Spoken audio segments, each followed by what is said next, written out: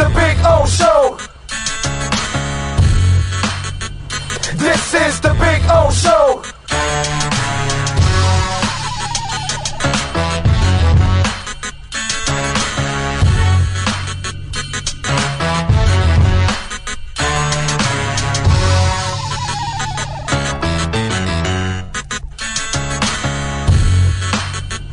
This is the Big O Show.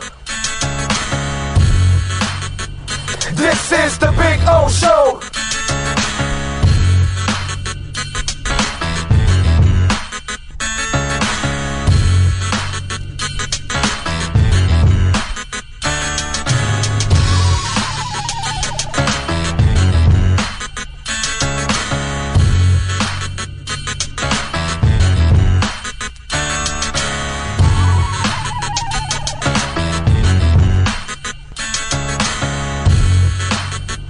This is the Big O Show.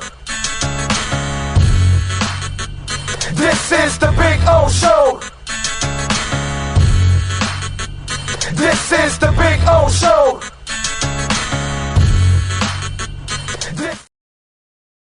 There's no need to drive around South Florida wasting valuable time looking for a new or certified pre-owned Acura. Go to the #1 volume sales dealership in the Southeast United States. Craig Zinn's Acura of Pembroke Pines. Purchase with pace and space in a dealership tailored to your needs. From home buying to providing that personal touch. Contact the 2020 Satisfaction Award winner Craig Zinn's Acura of Pembroke Pines. 888-776-5123. That's 888-776-5123. Or visit them at 15601 Pines Boulevard in Pembroke Pines.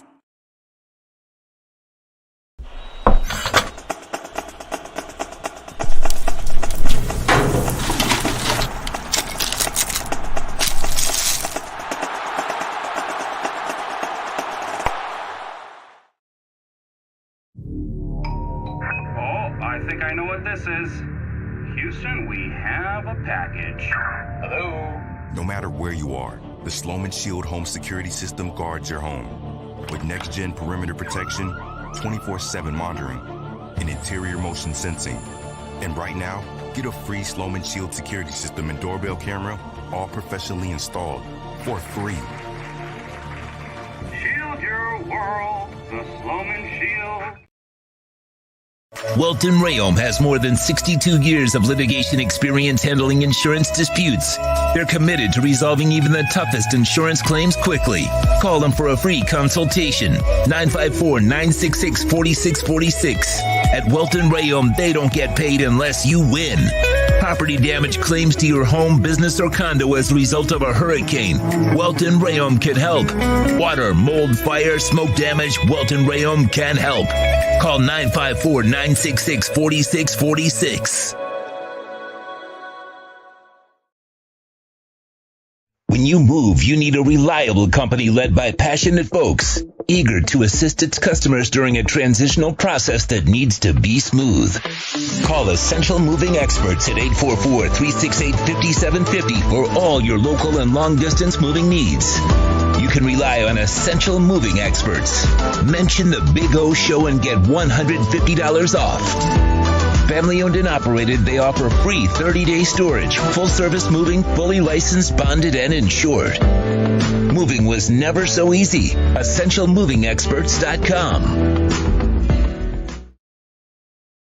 For over 16 years, EJDConstruction.com has provided South Florida residents quality craftsmanship, accurate project management, and exceptional service. That's why EJDConstruction.com is an A-rated member of Angie's List and the Better Business Bureau. When you're looking for the right custom home builder for additions or home remodeling, please call my friend Eric at 305-433-4843. That's 305-433-4843 for EJDConstruction.com.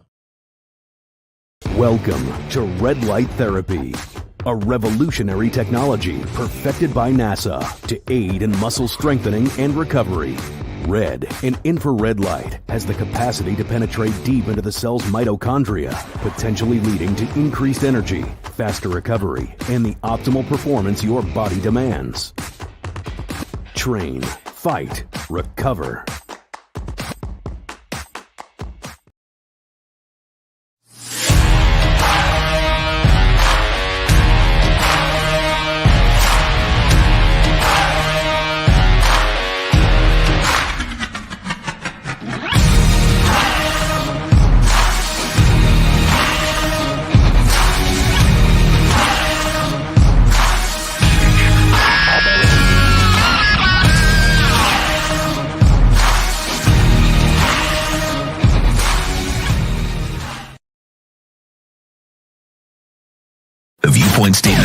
views expressed on the following program by the host, guests, or callers are not necessarily the opinions of FantasyAccess.com, Media Group Inc. ownership, management, sponsors, or website.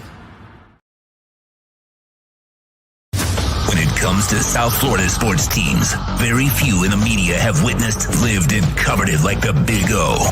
Let's start the program dedicated to your favorite South Florida teams with a passion that's unmatched. The Big O Radio Show is on. Here's the Big O. Hey, good morning, boys and girls. Hope you all are doing well and feeling good. I'm feeling good on a Tuesday morning. Hope you're having a good day wherever you're at in the world. Thank you for downloading the show. Day, nights, overnights, weekends, holidays, however it is you support us. Please hit the like button. Please subscribe whenever you're listening to the podcast at any time, any of the interviews, rants. Make sure you hit those likes, man. It is very, very important, even when you're replaying, and it's not just a live thing, but when you're hitting those podcasts out there. In fact, what you should do is after the show, just go through any of the podcasts, start hitting likes just for the hell of it. Just go on a likes marathon. That's what you do. Thank you very much if you do that. I appreciate you. But anyway, so Dan says like button has been smashed. I like it. There you go. There you go. Load it up, baby. Load it up. Jay Gelfin is in. He says, Dream Chat crew, fun Heat game last night. Good to see Duncan get in a good run. And I hope you're feeling better. All right, Jay? I know you're going through the double hernia, so I hope you're feeling better, my brother. So make sure you give a get well to our guy, Jay Gelfin, because he's hurting. All right? He's probably still in a hospital bed right now checking us out, okay? See, Steve Chapman is in first, and Jamie Zorria out in San Jose. Jamie Zorria, and then John Padilla. You got did you guys try that? Did you plan that? Zorria and Padilla? It's not bad. Gelfin, you screwed it up. Zorria, Padilla, and then Gelfin. That doesn't go. Anyway, Brian Walters is in. He is as loyal as it gets. Terry Lynch, to a time. True Finn fan, always has it locked in. He says, we're alive and we get to live another day. It's a good day. Hell yeah, bro. Hell yeah. Every day that the good Lord allows me to open up my eyes, I am blessed, baby. Blessed. Alexis is in. Knight is in. Lofi. Motivational Mike. Dan. Richard Saylor. Time for us to get that middle linebacker. That'll happen.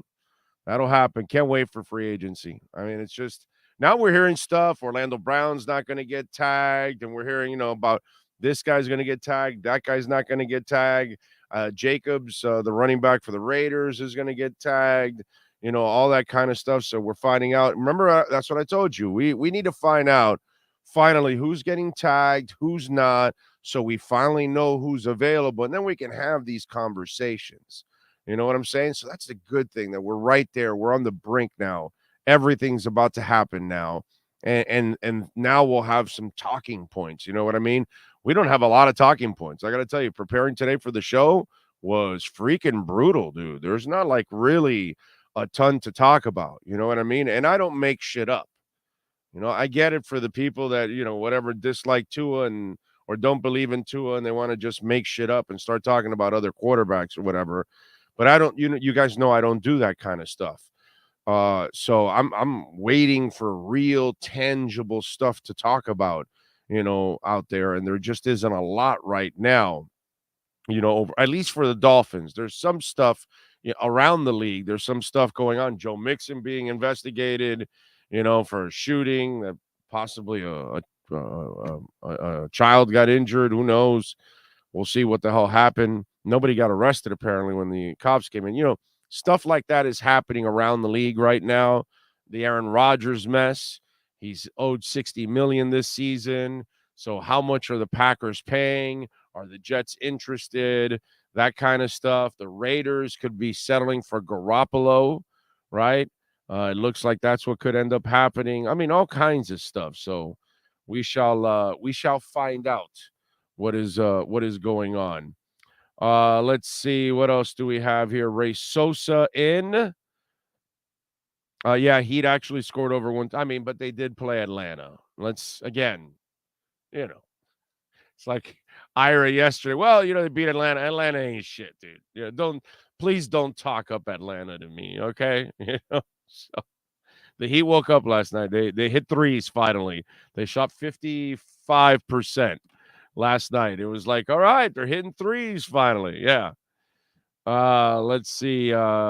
Knight says number one in everything Miami, number one big brain, number one in all of sports, the Big O. Thank you, Knight. That's way too kind. Stetson O. There you go. There we go. Now we're getting the get wells. There you go, Jay. There you go. That's it. That's it. Get better, buddy. Timothy Eason is in. Jay Dow is in. Terry Lynch in. Razzle Dazzle Crypto. I like it. Let's see what else. Chaz, enter either Bobby Wagner, Levanta David, or Eric Kendrick, and I'm happy. Yeah, I would hope so. Yet some will say the cap isn't real. Look at the Chiefs. Now, the cap is real, but it's like a credit card. You can keep putting it off, right? But at one point or another, you will have to pay the piper. And you will have, see, like what the Saints are doing, they still are not using the entire cap now because they're going to have dead money this year. I don't know what it is, 10 million, 15, 20 million, but they'll have a certain amount of cap space that they won't be able to use for players.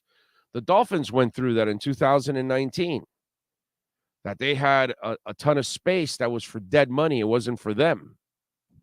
So Federal Reserve Chair Jay Powell has warned that the Fed is prepared to switch back to bigger interest rate rises. So 0.5 point coming.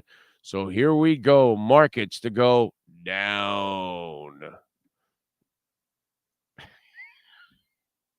I'm the only guy that you see during the last 14, 15 months that everybody's like panicked about the dip.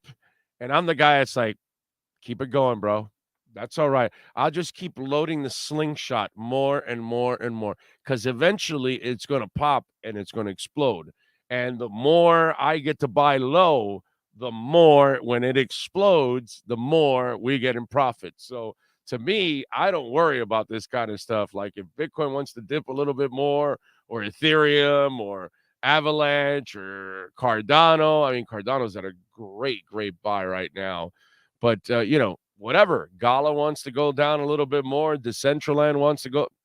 I'm here. I listen, I'm the guy that told you guys I was wrong here in this little rise that we had here in January and February. March is normally a bad month for crypto, but I never expected even the rise that we had here. I told you guys over and over again that I expected by September is when I thought things would start to get better. Like the last quarter of the year was when I thought it would get better. I thought we would have a rough 8-9 months still. And these first 2 months were something that I never expected. I was wrong. So if we're going to have rougher waters now, that's more like what I thought was going to happen because I didn't think we were out of the woods. I was just shocked at the explosion here at the beginning of the year. I mean, Bitcoin's up like 35-40% right now for the year. It's ridiculous. I didn't expect that. I was hoping that I was going to buy them at a little lower number, but that's all right. When Bitcoin's at 150,000, are you going to really be worried if you bought it at 22 or 19,000? Not really, So it is,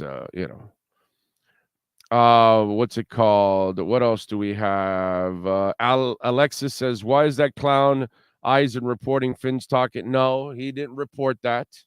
Okay. Did you watch the segment? I watched the segment. It's a segment that they have there. I saw it on YouTube.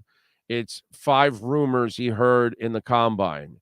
And he just says, these are just rumors that people are talking about. And one of the rumors, he says, it's not a report. He says one of the rumors is that Tom Brady's in Florida, and that if something happens to Tua, that they can pick up the phone and call Tom Brady to come in and take over. That's what he was talking about.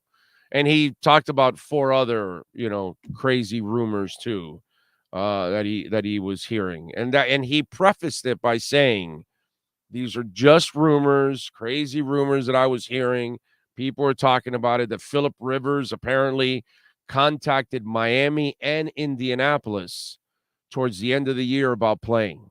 When they had their injuries, apparently Phillip Rivers contacted the Dolphins and the Colts. That was another, crazy rumor that he said he was hearing at the combine. So it was just like crazy rumors, not reports. Some of you out there, you have to listen and pay attention to what people are actually talking about. So that way you don't lose the context. And the problem is in this world is we play the telephone game, and then you don't hear it right, or you don't pay attention and half-ass, and then you go tell somebody, hey, Eisen's reporting Tom Brady to the Dolphins. No, he's not. He's just saying he heard some wacky-ass rumors, and these are some of the rumors that he heard. That's it. Nothing more, nothing less. Don't go crazy. Don't run with it, okay? Yuri Cristofante. Let's see. Oh, I don't want Lamar. Please stay with Tua. Nobody's getting Lamar, dude. That's that's ridiculous stuff. So, Giovanni says, hey, so tired of Brady, just go away, and tired of media outlets talking Dolphins QBs. I know, but it's the offseason. They got nothing else to talk. What did I just tell you now? See, I'm not a bullshitter, bro. I just call it like I freaking see it. What did I start by telling? Bro, preparing for the show today was tough. There isn't a lot to talk about because I'm not going to make shit up. I'm sorry. I'm not doing that. I'm not the guy that's going to come on here and say, well, Aaron Rodgers is still out there. And I got to tell you something. I'm thinking about this. Why even move on with Tua? Come on, let's make a move right now for Aaron Rodgers so I can just create like FUD talk for the next half hour and just piss the Dolphin Nation off and make them think and make them question themselves. And I could do that. I mean, that's not difficult to just spew out something and create a hairy scenario and then make some of you guys freak out, like the guy that just sent me the text. Oh, I'm tired of hearing about Lamar Jackson. And Lamar Jackson's not coming here. Nobody is interested in Lamar Jackson here. I'm talking about in the building over there. They have no intentions, no conversations, no nothing. But yet you have other people talking. Why? Because there's nothing else to talk about. So let me make shit up. I'm not doing that, dude. Not doing that. So I'm going to stay in reality of what's actually going on. Plus, I know what I reported a while back before everybody in this business. So, and when it comes to the Dolphins, I'm a hell of a lot more right than most. So I'm not worried about any of this stuff. But I'm not here to make shit up, dude. I'm just not going to do that. Just so I can create talk. Oh, hey, and let me come up with some fake trade. I'm hearing that this fake trade is available. You're whatever, any of these people that are out there creating fake trades, and they have zero connections with the team. They have no insight whatsoever. That's the best part about it. These are people that make shit up, and then you guys fall for it. But I'm just not doing that, man. I'm just not doing that. No. We'll talk about the stuff that's actual reality. And that's it. That's what we'll do. Billy Shaw is in. Yeah, Ray says Duncan Robinson from the dead. Lisa Rose is in. Adam says Atlanta shot the hell out of the ball last night. The Heat finally woke up in the second half. Yeah, they hit the threes finally. Andrew Moore smashing that like button. Thank you, Andrew. Appreciate you. Big time. Rivers also contacted the 49ers. Yeah, right. I think he also said that. Yeah. Yeah, it's crazy shit. Right. Dolphins, 49ers. It wasn't Dolphins, Colts, whatever. Yeah, something like that. Yeah. Rich Eisen is a good dude. I'm with you, Raging. He was not reporting. He was saying himself, hey, these are these crazy rumors that I was hearing, and he gave us 5 of them. That's it. I saw it yesterday. Timothy Eason, nobody wants Lamar. Will get whatever. NorCal, people nowadays are too lazy to play the telephone game. They play the text game and read what they want. Yeah, that's amen to that, NorCal. Amen, brother. Let's see. Fake trades are the worst. When I see a story, here's the trade idea, XYZ, adios. Yeah. I'm with you there. King Short is in. Yeah, Geno Smith, $52 million first season, top heavy, $26 million next 2. Good for him, man. I'm happy for Geno, man. I'm happy for Geno. You know, he's worked so hard, and what I'm really hoping for Geno. Here's what I'm hoping for Geno Smith. Right, he's a local guy, and and I'll be brutally honest. Straight out of West Virginia, I thought he was a product of the system. I didn't really think he was, anything special. And so far he didn't turn into anything special, but this year he really found his way, and it reminds me a lot of Rich Gannon, that he bounced around for several years in several teams and finally found his way. Now, here's the question. Is he Derek Anderson or is he Rich Gannon? That's the question now.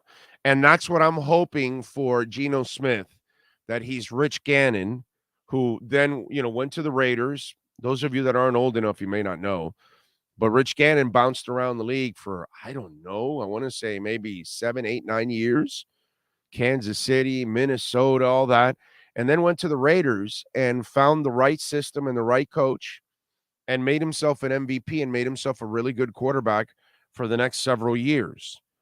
Derek Anderson, for those of you that are not old enough or didn't experience it, Derek Anderson came out of nowhere for the Cleveland Browns one year and had a terrific season, and the Browns gave him a brand new contract. And unfortunately, Derek could not ever live up to that contract and never match the season he had for the Browns. So he was a one-year wonder. And I'm hoping, because Geno's a good dude, he's been through hell and back. I hope he found his spot in the world and the place where he belongs. And hopefully he follows up this past season with another good season, and he doesn't necessarily revert back to being the Geno Smith that we've watched for many, many years now.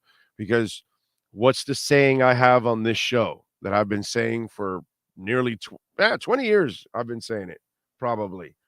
Any pro can have what? A good day, a good week, a good month, a good year. Any pro. The real pros, the good ones, they come back the following year and do it over again. That's when you know you're for real.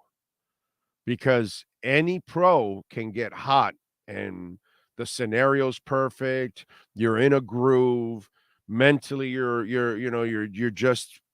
just there in sync, and you have a great day. Just like you go golf, and you're not a very good golfer, but that day you had it going on and you had a couple birdies and you shot better than you normally shot and you're feeling really good, because now for the next couple of outings, you go back to being who you were. You go play pickup basketball with your boys, and on this day, you're hitting shots left and right. You're hot as hell, right? Following weeks, you go back to being the regular player that you are. You know what I'm saying? We've all done it. at all levels. I don't care what it is. I remember the first time I went water skiing. Funny story, or maybe not. So I was bugging my dad, right? Because he's a big water skier, and I was young. So I go to him, hey man, come on, man, I want to water ski. And he goes, well, it's not easy. All right, so make sure you do this, this, and this, this, and this. So I'm in the water.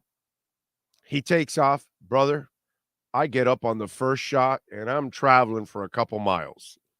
Okay, and, and he's freaking out because I got up, and this is the first time I had ever done water skiing. First time. Get up, boom. I had a hell of a run. I finally fall, boom, whatever. And he goes, all right, you want to do it again? I go, yeah, man, let's go. Because of course, my cocky self, this is easy.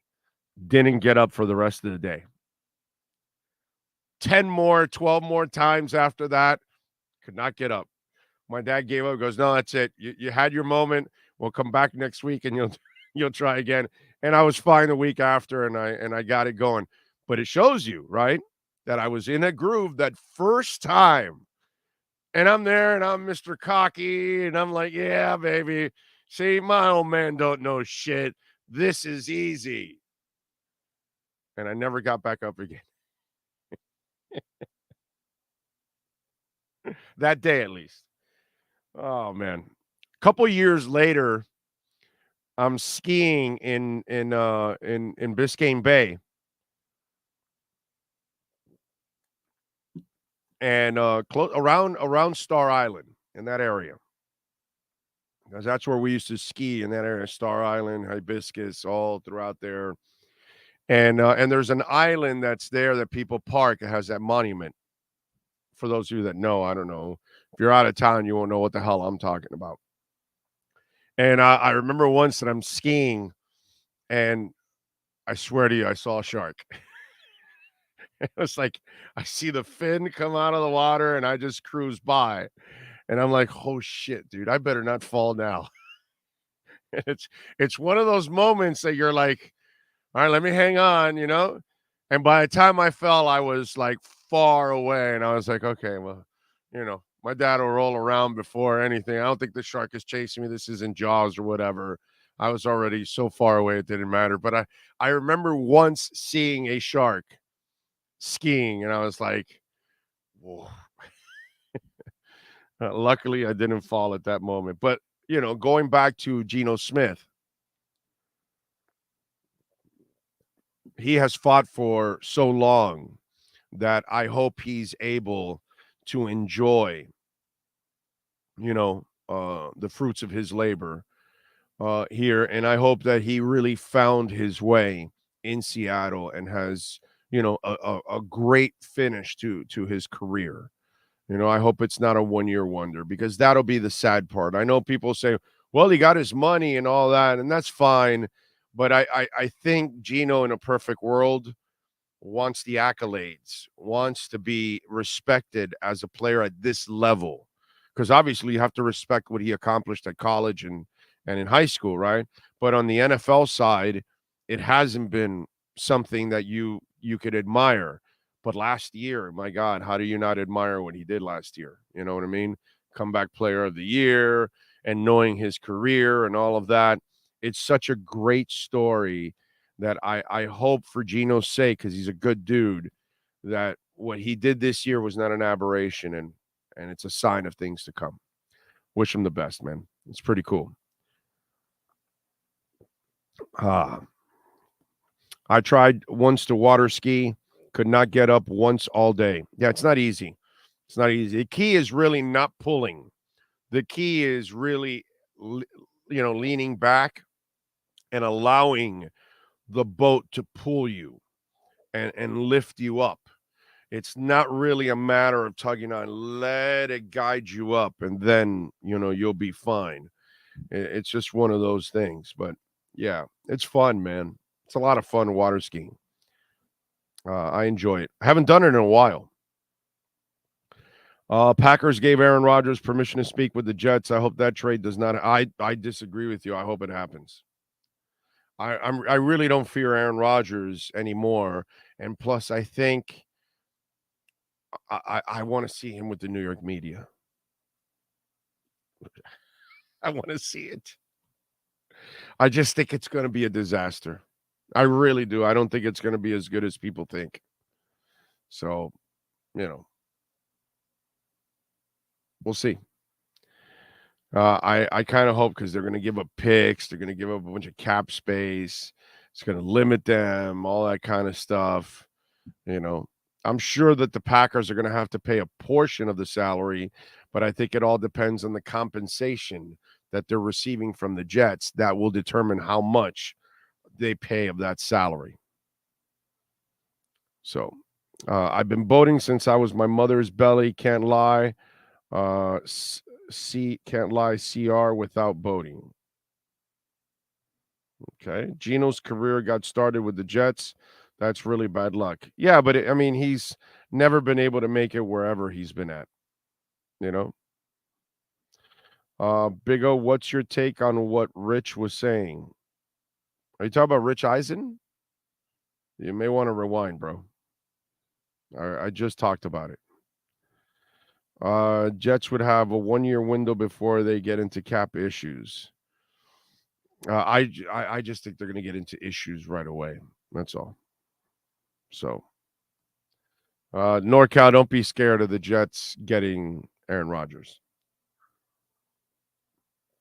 I would not be worried whatsoever about that. Okay? Not anything at all. Would not be worried. I'm telling you. By the way, Welton Rayom is a proud sponsor of our program. We love talking about Welton Rayom. The lawyers that they know how to get it done.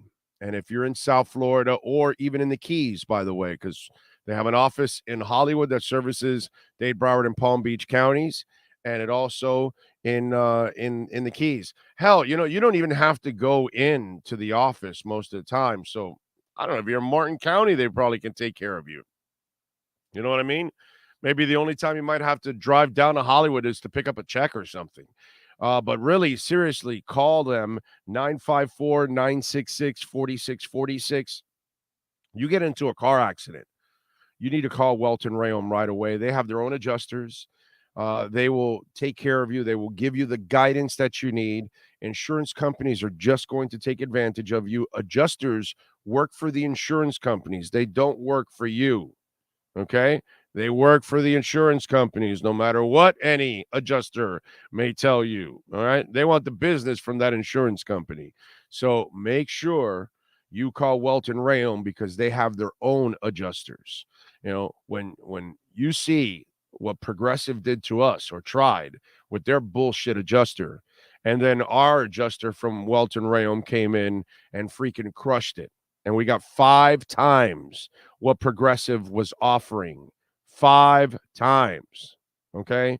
They crushed Progressive. They crushed these big insurance companies all the time.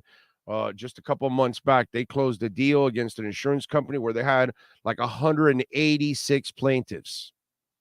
All right? We're talking about 2 guys that have been doing this for well over 20 years, have got incredible experience, and I don't care if it's bankruptcy that you're dealing with, and the government's not going to be fair with you, homeowner property damage like what we had, condo damage, some kind of storm, water pipe breaks, maybe your neighbor's water pipe breaks and it does damage to you. Before you call the insurance company, you call Welt and Rayom. They will take care of it. They will take over. So you don't have to deal with the insurance company, and you only pay them if you get paid. Okay. You don't pay them. All right. If you're not getting paid. So they're going to make sure that you're going to get paid. Business owner claims, criminal defense, commercial litigation, personal injury. Please call Dan and Jeff.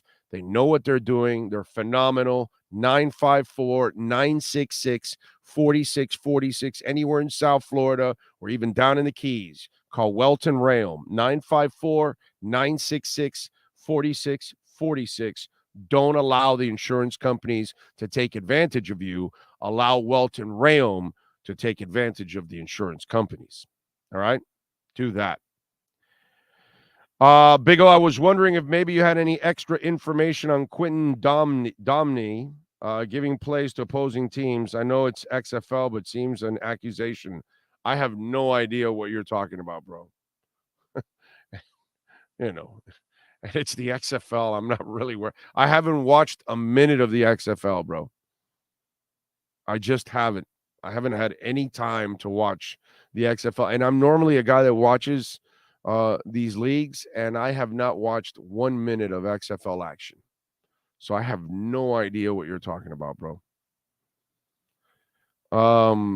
Let's see. Lamar can go to New England, and Rodgers can go to the Jets, and we can still win the division. That's called being a winner. I don't want to win because the rest of the division sucks like Buffalo. Right. Yeah, I'm with you, man. I'm not worried about it, man. Let's see. John says, I'm honestly feeling with a few good free agent signings, Dolphins will have the best roster in the East, passing the Bills. I think they got a shot this year to do that. Yep. Vic will attract some good defensive vets. Jobless Boyer, we would have to overpay to get anyone to play for us. I doubt that. I doubt that would be the issue at all. If you needed players, you can go and get players. I don't think that has anything to do with it whatsoever. All right, let's get to talk a little Miami Hurricanes football. Manny Navarro and our Caneswear. By the way, we're going to be Friday at Caneswear at 2511 South University Drive in Davie. We're going to be live there at 10 a.m. on Friday. And I asked Brett for a request. And wait till you see what I'm going to show you on Friday. Okay? I'm going to give you on Friday an idea, a killer idea that a lot of you should follow. It's going to be really cool. Wait till Friday. Friday, I got a surprise for you all out there. All right, let's do it. Let's get to Manny and our Caneswear Miami Hurricanes report. If you're a Miami sports fan, then there's only one store to go to, and that's Caneswear at Miami Fanwear in Davie. They're your one-stop shop for all your inner Miami CF, Canes, Dolphins, Panthers, and Marlins merchandise. They have hats, t-shirts, game day jerseys, and so much more. Located at 2511 South University Drive in Davie, and open 24/7 online at caneswear.com or innermiamiwear.com. Call them at 954-835-5597. Caneswear, the spot where inner Miami and all Miami sports fans shop. The viewpoint statements or beliefs expressed on the following program by the host, guests, or callers are not necessarily the opinions of FantasyXS.com, Media Group Inc. ownership, management, sponsors, or website. Time for Canes fans to get what they want. Information, insight, and perspective. It's the Caneswear Miami Hurricanes Report with Manny Navarro, exclusively on the Big O Radio Show. Here's Big O and insider Manny Navarro. There he is, the man, the myth, the legend. Let me put on my headsets to make sure I hear him. How you feeling, my man? You feeling good? Oh. Can you hear me now? Now I got you. Go ahead. Okay. Yeah, I'm doing great, man. Down here in Coral Gables for practice number 2. Was in Orlando over the weekend for the Under Armour combine where they had a bunch of the 2024 kids from all over the state, and just been busy, man, turning out a lot of content. No, I know. And I've read obviously some of that content at The Athletic, which you all should subscribe to support Manny and keep up with what's going on with the Canes overall. Manny, when we see the headline that says beefy lineman. Yes. Yeah, it's certainly a different look for a lot of the offensive and defensive linemen out here. You can see where Mario's gone out and, it's kind of like the Bill Parcells thing, right? With the Dolphins, when he went out there and all of a sudden started getting measurements played a big role in who he recruited. I think it's the same thing going on here. You have the 2 5-star offensive tackles from the last recruiting class, Samson Okunlola, Francis Mangoa. They're with the second team right now, but you watch those guys. They're both 6'6". They're both well over 300 pounds, and they look like monsters. You add in a Javian Cohen, who's another huge offensive lineman from Alabama. You get the Matt Lee kid, who's a 6'4", 295-pound center from UCF. And all of a sudden, you look like you belong in college football up front. No, I know, and that's to me that also I would imagine here's where we're going to start seeing some progress, and the battle for all these positions. How much of a chance do these young guys have a chance to crack the lineup?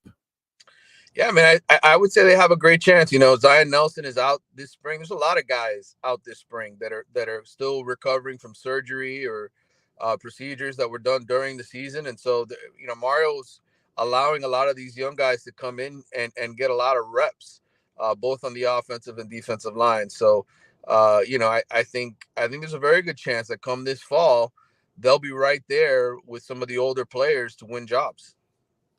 I got to tell you something. I'm going to paraphrase it a little bit, but it seems to me like, Mario, and he's a smart dude, but he is kind of stubborn in his ways. But the way he was talking, now you got to show it to me and I got to believe it, right? Yeah. But Mario's been kind of conservative in the way he coaches, even offensively in football. But the way he was describing his offensive coordinator the other day and kind of talking about how it's going to be, a mix of an aggressive defense and things that you have to, he was kind of, again, I'm paraphrasing, but he was kind of saying things that you have to do in today's football where you have to have explosiveness. But at the same time, he also said, hey, we're going to be able to be balanced and run the ball. But if we have to, again, paraphrasing, if we have to go 70-30 passing, then we'll do what we have to do in order to do that. And on the moments that we can be balanced, we're going to be balanced. And so I don't know if it's a change of philosophy. I don't know. I don't even know if that's fair to call that. Maybe he'd take that as an insult. But it was almost like he was addressing that conservative nature and saying, yeah, we're going to be a little different and we're going to be a little bit more aggressive than what you think. I don't know. You tell me, you're around it more. Yeah, I mean, I think without question, I think, when he came in here year one, he went out and he hired the guys, I think, that would run the kind of system when he's got all of his players here, right? Like, that's the kind of style. When he's got the 6'6", 330-pound offensive lineman across the board and the All-American defensive tackles and the All-American defensive ends, that Alabama, power running game, Oregon running game type offense, I think in a perfect world, that's who Mario is at his heart, right? That's who he is as a lineman. But I use the word acquiesce. I think he came in here, he had a vision for what he wanted, and then he realized, I don't have the personnel, I don't have the players. I can't just force, something upon this group of players that they can't give me. So there's an adjustment. And, right now the strength of his team really is his quarterback. It's Tyler Van Dyke. It's the offensive line. It's a couple of those big receivers, Colby Young, some of the guys the young guys that they've recently added to this roster. So you got to run the kind of system that is going to win you ball games. And I think last year he came in here saying, no, we're going to run the football. It's just going to be a mindset. And then he realized, man, I don't know. I don't only not have the offensive lineman, I don't even have the backs that I need to play this kind of style. And it was sort of a tough learning lesson in year one for him. Well, I at least to me, it sounded like he, and I think it's really important. It's like I'm watching the Heat. I know last night they finally started hitting threes, but it's like, dude, you guys built a team that's completely out of date with what the hell is going on in the NBA nowadays. And how do you expect to win that you're a 2-point team in a 3-point world? And to me, today in college football, what I saw from them a couple of years ago, that's more like what you need. What I saw last year, brother, that's not going to get you anywhere. You can't score. And it just sounded to me like a guy that realized I've got to be a little bit more, aggressive in my nature on offense. And by the way, I think it's also going to help you lure more high-level talent because receivers aren't going to want to come to an offense that's just running the ball and not throwing, nearly a lot. Yeah, I mean, I think ultimately what he's saying is we're going to do whatever it takes to win, right? And if throwing the football is the best way to do it, that's what he's going to do. And I think at his heart, he's going to want to run the football and be more balanced. But game to game to game, they're going to have to make adjustments based on what they're facing and what they're doing. And look, it is what it is.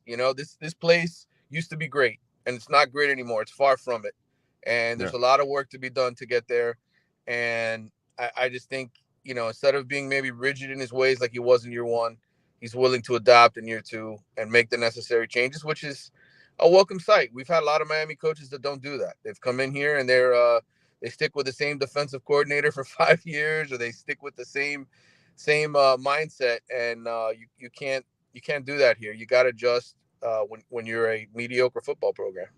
Yeah, no, and that's exactly what they've been, an incredibly mediocre and embarrassing football program. Hopefully I think Cristobal will figure it out. I really do. I think he's just got to learn and get everything, in place. And hopefully we'll see them take some steps forward this year. One of your articles in The Athletic, you talked about international players.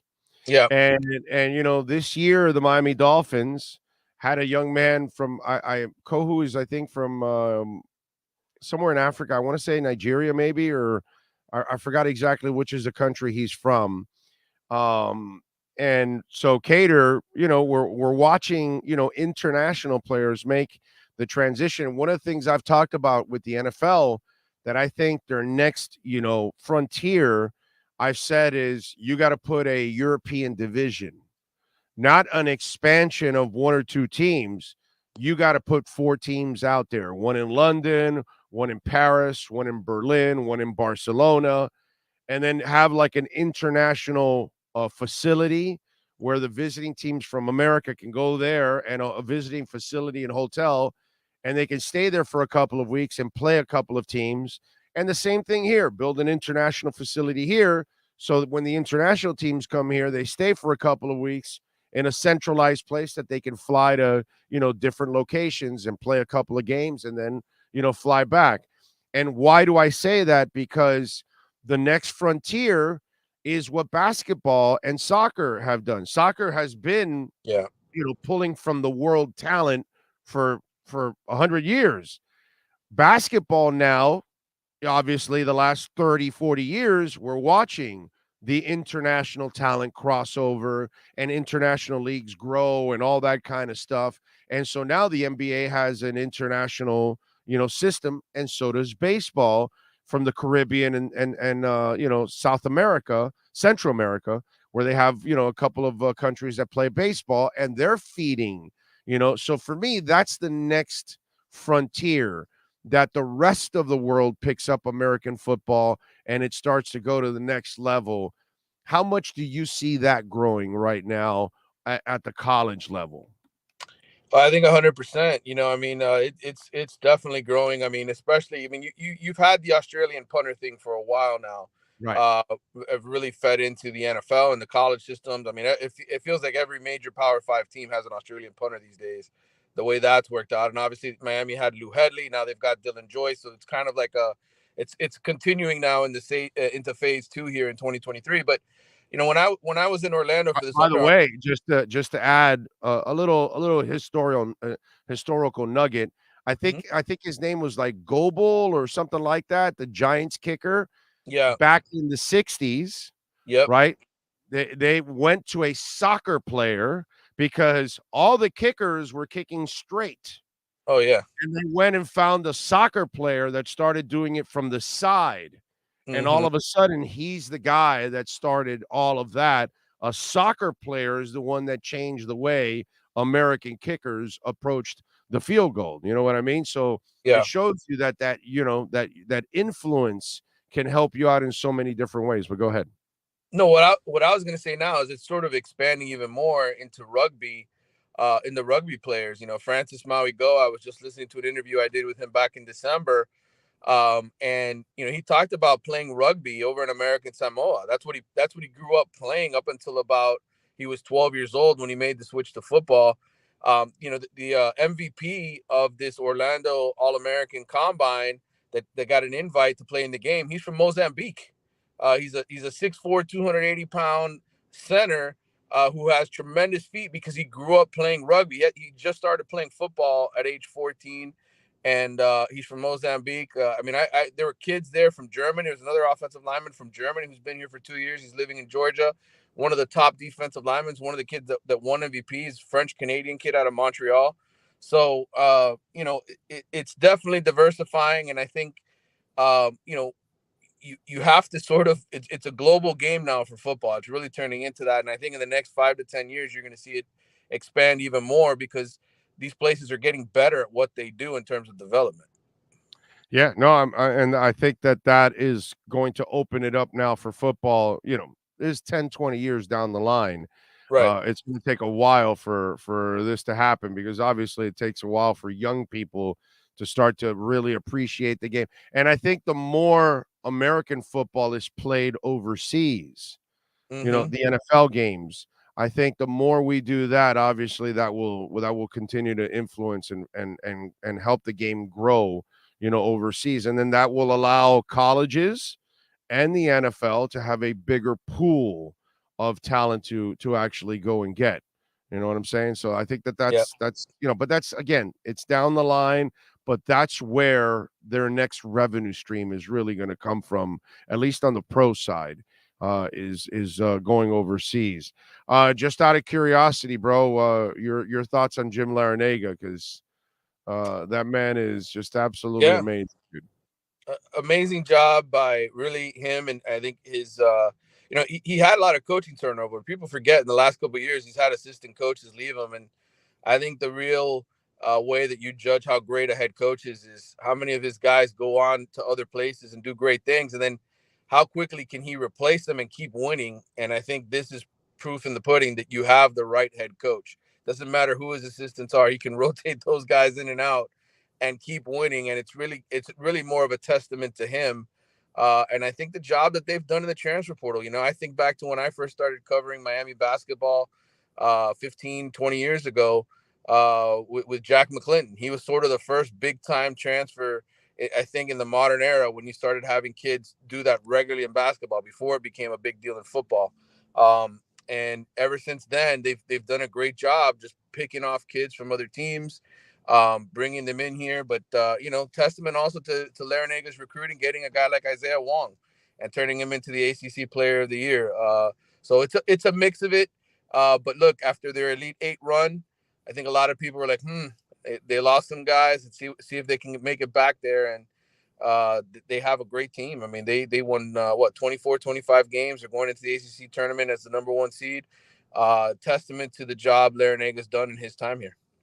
I think what's happened is that college basketball has come back to Jim Larinaga's world, because Jim Larinaga's world, player development, right. Right. He's never been the McDonald's All-American guy all the way back to George Mason.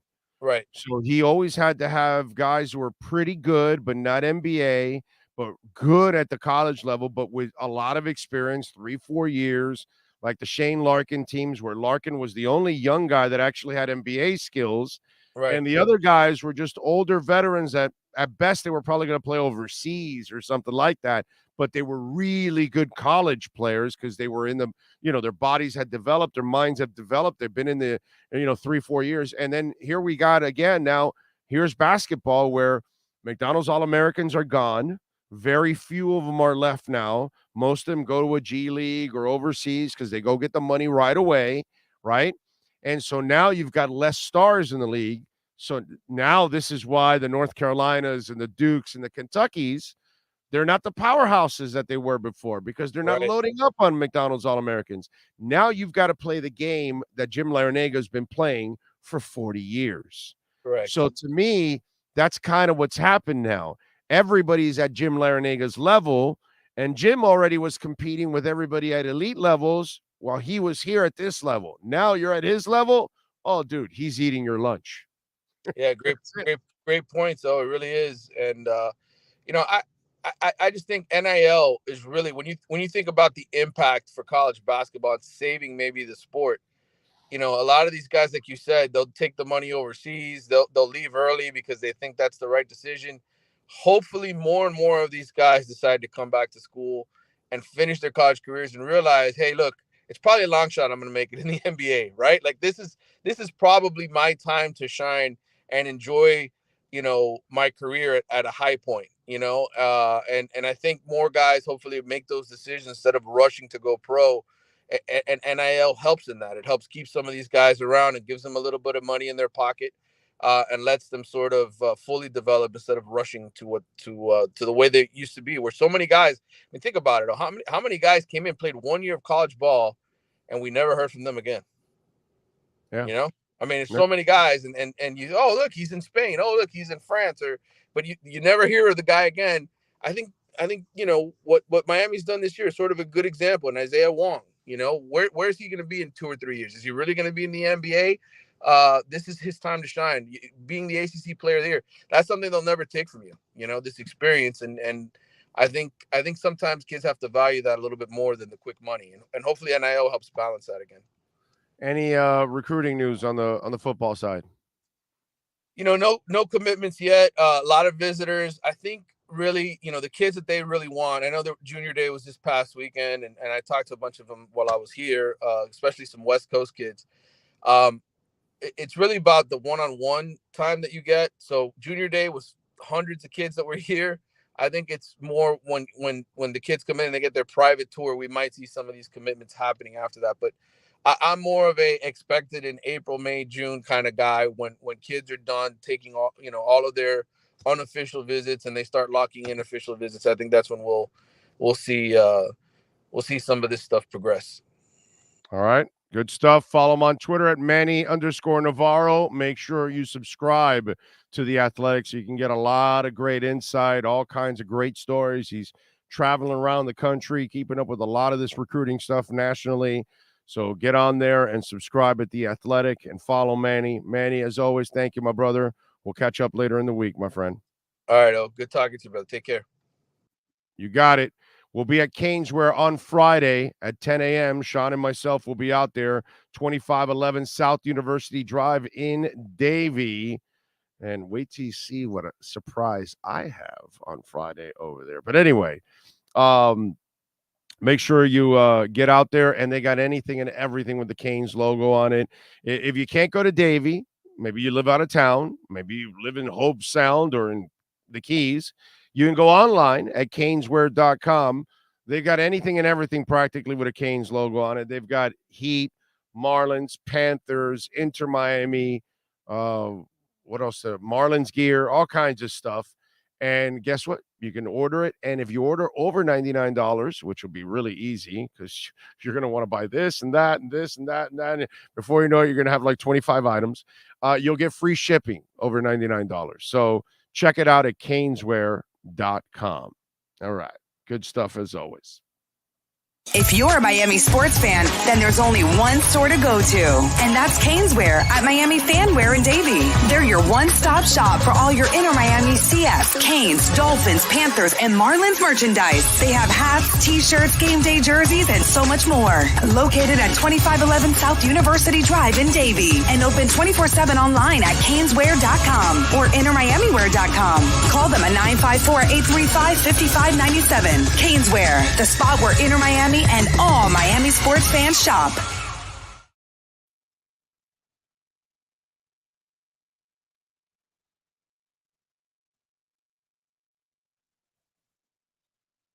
All right, we are back. I'm sorry. I was just looking at the market right now, see what the hell is going on. Boy, Immutable X has been so strong throughout all this FUD and everything. When I was telling you about Immutable X, it was all the way down to 44 cents. It is held strong right around $1. It's at $1.08 now. I mean, remember, I told you when it was at 44 cents. So, just saying, like, more than double, and we haven't even started the bull run yet. Okay, think about that. We got it at 44 cents, and it's way more than double. and we haven't even started the bull run yet. It's we've just tickled the bull run. By the way, if you missed our interview with Keith Sims yesterday, it is already posted, video, audio clips there. So if you want to get it on iTunes, Spotify, Stitcher, iHeart, Google Play, SoundCloud, Podbean, whatever it is you use as, your audio source for podcasts, you can subscribe. Please subscribe wherever you're at. Subscribe on Spotify, on Stitcher, wherever, and then like it and all that good stuff. Like as many of them as possible. You know what I'm saying? Just go on iHeart and hit our podcast and start liking. Go on iTunes, on Spotify, Podbean. Start liking. Follow us on SoundCloud and Podbean and iTunes and Spotify and all. Be a subscriber on all of them. Go crazy, as Prince would say. Follow, subscribe, like, all of that, man. It's very, very important. That helps the algorithms of everything, man. So hit it, baby. Hit it. That's what it's all about. All right, so last night, well, you know what? I'll get into that at the top of the hour because we're already at 56, and we'll get to it at the top of the hour. By the way, Nature B, it's for me. I've been taking it for over 20 years. And listen, you want to highlight in that libido? How about a little allergy relief? That happens too. Less stress, fuller hair, stronger nails, boost that immune system, give you energy. You don't have that 2, 3, 4 o'clock. Oh, I'm out of gas. No, man. Nature B is going to power you through, man. And in this virus-filled world, you want to boost that immune system. Plus, we're going to give you a free Manuka honey lip balm. And it is awesome. The best lip balm out there. For 85 cents a day, you can get covered. 100 days. That's 200 capsules. So for over 3 months of coverage, all right, it's only $85. That's a joke, folks. Go to natureb.com/Big O. That's natureb.com/Big O. If you're constantly dealing with colds and you're wondering, man, what the hell am I going to do? Take two capsules of Nature B every day. Boost that immune system, man. I'm telling you. And hair will be fuller. Nails, ladies, will grow a lot faster and stronger. The benefits are absolutely amazing. So go to natureb.com/Big O and check it out. 85 cents a day. There's a reason why I've been taking it for over 20 years. It's a reason why they've been supporting us for over 20 years, because they know it works. I know it works. So go to natureb.com/Big O and take advantage. And kids can take it. The adults can take it. It comes from Clean Green, New Zealand. You can't OD on it. Okay? You can take 15, 20 of them. You're just going to have some super boosting is what's going to end up happening. Go to natureb.com/Big O and get it, baby. All right. TMZ Sports talking about the shooting. Cops entering Joe Mixon's home. Yeah, I saw that. I mean, it's nothing new that that what's it called? It's nothing new that Joe Mixon's an idiot. We've known that since his college days when he was beating women. So, that's why Cincinnati takes him. What can I tell you? Oh, man. Anyway, let's see.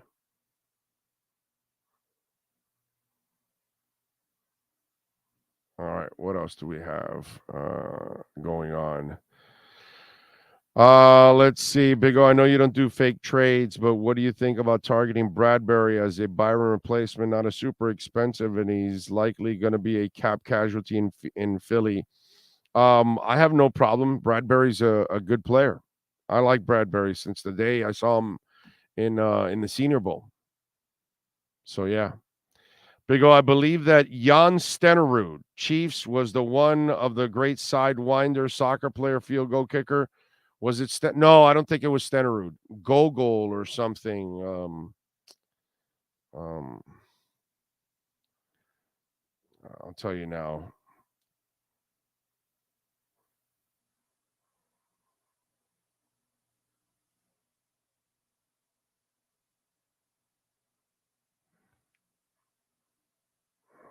Oh man, let me see. Where is it at? Oh, I know he played for the Giants. Ended up, they had him, and then somebody wanted to sign him from the AFL, and then he was kind of part of the whole thing. This is kind of what ended up forcing the AFL and the NFL to merge, so they wouldn't stop attacking and taking their players away, because the NFL knew that they were in big trouble back then. And I'm trying to remember. It's Pete Gogol. It is Pete Gogol. That's it. That's it. I'm pretty sure it's something like that. Yeah, here. Why do kickers opt for soccer style? Here we go. The tide began to turn when Pete Gogolak, who grew up playing soccer in Hungary, appeared on the gridiron at Cornell University. He set up by taking 2 steps behind the ball, behind the holder, then 3 steps to the side. The center snapped the ball. The holder popped it through the turf. Gogolak swung his leg, threw it from the side, launching it between the uprights. The pro football world initially thought Gogolak, who was drafted in 1964 by the Bills, then played for the New York Giants, was a bit of a circus act. But by the mid-'70s, more place kickers were using soccer style than toe kick. So there you go. I knew it was Gogol something. But yeah, Gogolak. And he was part of that whole thing, dude. You know, that the AFL started raiding the NFL for free agents, right? And the AFL beat them out for Joe Namath, and then they beat them out for Billy Cannon. And then all of a sudden they started going after, and they offered Mike Ditka a big-ass contract. And if there's something that Mike Ditka was ever since he was young, a whore. And he sells himself out for money no matter what. Whatever you see him endorse, it's purely out of money, not because he actually believes in anything. That's kind of his MO. And so he was going to take a big-ass contract. And then Gogolak was also going to take a big-ass contract. And then all of a sudden, the NFL and the AFL, it brought the NFL to its knees. And so the NFL had to then talk to the AFL about a merger. And then that's what started in 1966, the merger that happened in 1969 officially, when the two became one, and it became the NFL, and the AFL was absorbed, and all the teams that were absorbed with it.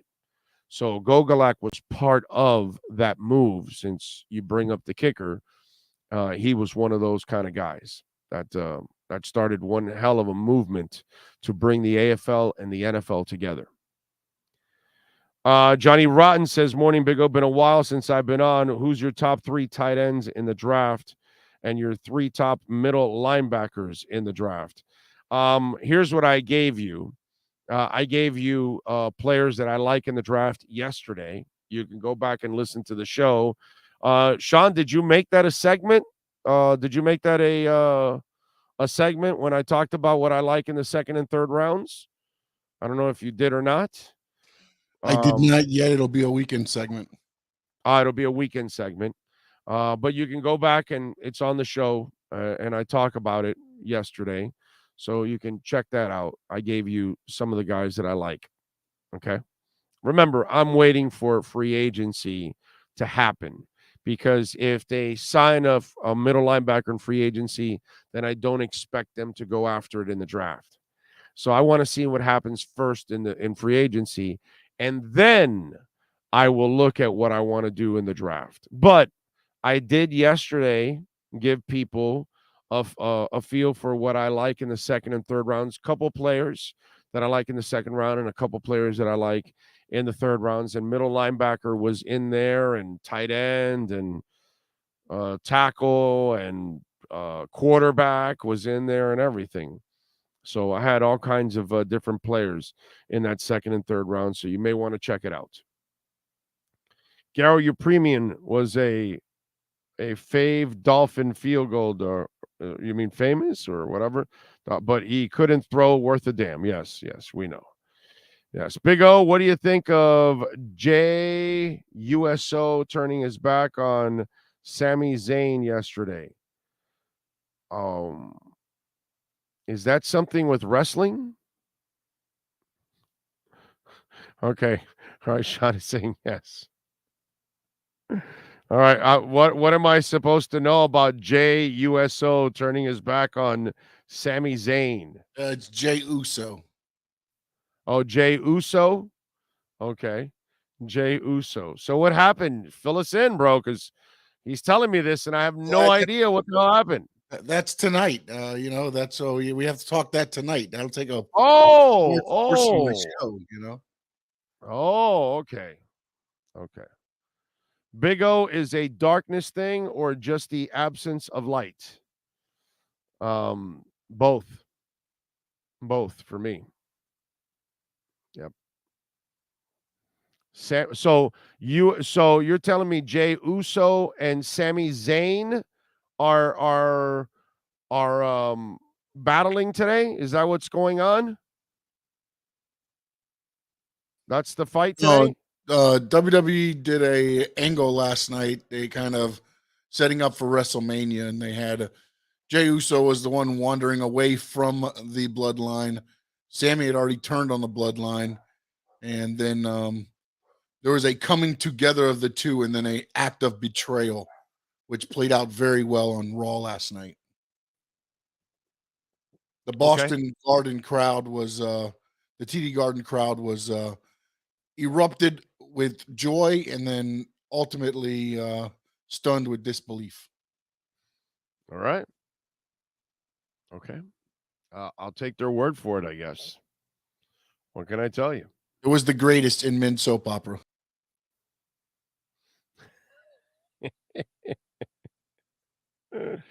By the way, I am still looking for tips on where should we stay. Do I stay in Canton? Do I stay in Cleveland? Is there a town in between that I should get an Airbnb for the week of Zach Thomas? Okay, because I got to figure something convenient. All right? So if anybody's got some tips from that area where I should stay, please pass it on, because, last time we stayed in Canton for Marino's induction into the Pro Football Hall of Fame. But it was a pain in the ass because when we wanted to go to Cleveland, it was a long ass drive, so I'm thinking, do I stay in between the two? Is there a town in between that's worth staying in? Because it's not like Canton is worth really staying in. There's nothing to do in Canton, and Cleveland's really the only place. You know what I got to look up? I got to look up the concerts. I got to see what the hell is going on there. So, I don't know. But anyway. So, there we go. Greta tomorrow, Big O. You know it, baby. Gonna jam some Greta. All right. So, all right, let's do this. Let's take a quick break. Hour number 2 of the Big O Radio Show is next. There's no need to drive around South Florida wasting valuable time looking for a new or certified pre-owned Acura. Go to the #1 volume sales dealership in the Southeast United States. Craig Zinn's Acura of Pembroke Pines. Purchase with pace and space in a dealership tailored to your needs. From home buying to providing that personal touch. Contact the 2020 Satisfaction Award winner Craig Zinn's Acura of Pembroke Pines. 888-776-5123. That's 888-776-5123. Or visit them at 15601 Pines Boulevard in Pembroke Pines. Great. You have a doorbell camera. Now you have a front row seat to your house getting robbed.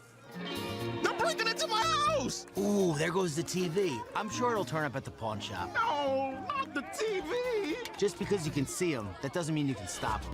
With Slogans, you get 24-hour monitoring, a free home security system, and professional installation. Plus, free doorbell camera, one that'll actually work for you. Get out of my house! Get out of the house!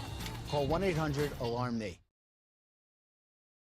When you move, you need a reliable company led by passionate folks, eager to assist its customers during a transitional process that needs to be smooth. Call Essential Moving Experts at 844-368-5750 for all your local and long-distance moving needs.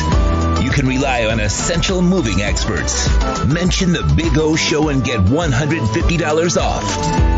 Family owned and operated, they offer free 30-day storage, full-service moving, fully licensed, bonded, and insured. Moving was never so easy. EssentialMovingExperts.com. If you're a Miami sports fan, then there's only one store to go to, and that's Caneswear at Miami Fanwear in Davie. They're your one-stop shop for all your inner Miami CF, Canes, Dolphins, Panthers, and Marlins merchandise. They have hats, t-shirts, game day jerseys, and so much more. Located at 2511 South University Drive in Davie, and open 24/7 online at caneswear.com or innermiamiwear.com. Call them at 954-835-5597. Caneswear, the spot where Inner Miami and all Miami sports fans shop. Welton Rayom has more than 62 years of litigation experience handling insurance disputes. They're committed to resolving even the toughest insurance claims quickly. Call them for a free consultation. 954-966-4646. At Welton Rayom, they don't get paid unless you win. Property damage claims to your home, business, or condo as a result of a hurricane. Welton Rayom can help. Water, mold, fire, smoke damage, Welton Rayom can help. Call 954-966-4646. Welcome to Red Light Therapy, a revolutionary technology perfected by NASA to aid in muscle strengthening and recovery. Red and infrared light has the capacity to penetrate deep into the cell's mitochondria, potentially leading to increased energy, faster recovery, and the optimal performance your body demands. Train, fight, recover. For over 16 years, EJDconstruction.com has provided South Florida residents quality craftsmanship, accurate project management, and exceptional service. That's why EJDconstruction.com is an A-rated member of Angie's List and the Better Business Bureau. When you're looking for the right custom home builder for additions or home remodeling, please call my friend Eric at 305-433-4843. That's 305-433-4843 for EJDconstruction.com.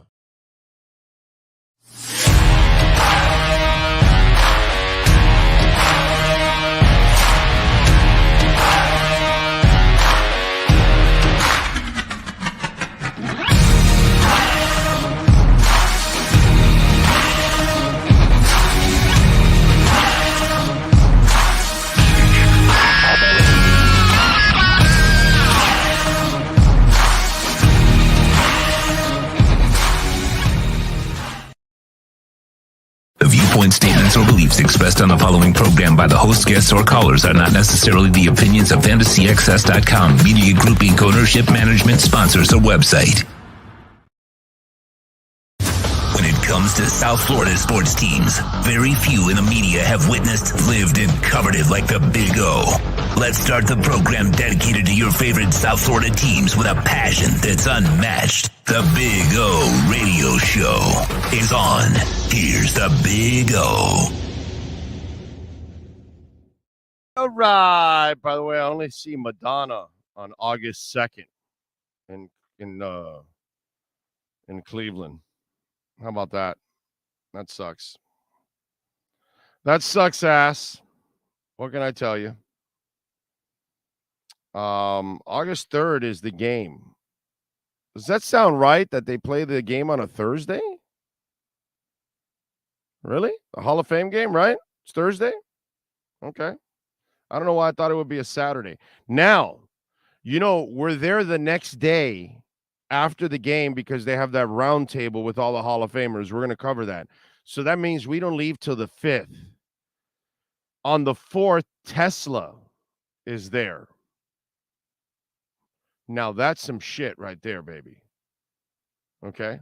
I might go see some Tesla at the MGM Northfield Park Center stage in Cleveland. Center stage on the mic, and we're putting it on wax. It's the new style. 4 and 3 and 2 and 1. And when I'm on the mic, I get things done. All right. A little Tesla. Now that, that, my friends, that is a winner chicken dinner.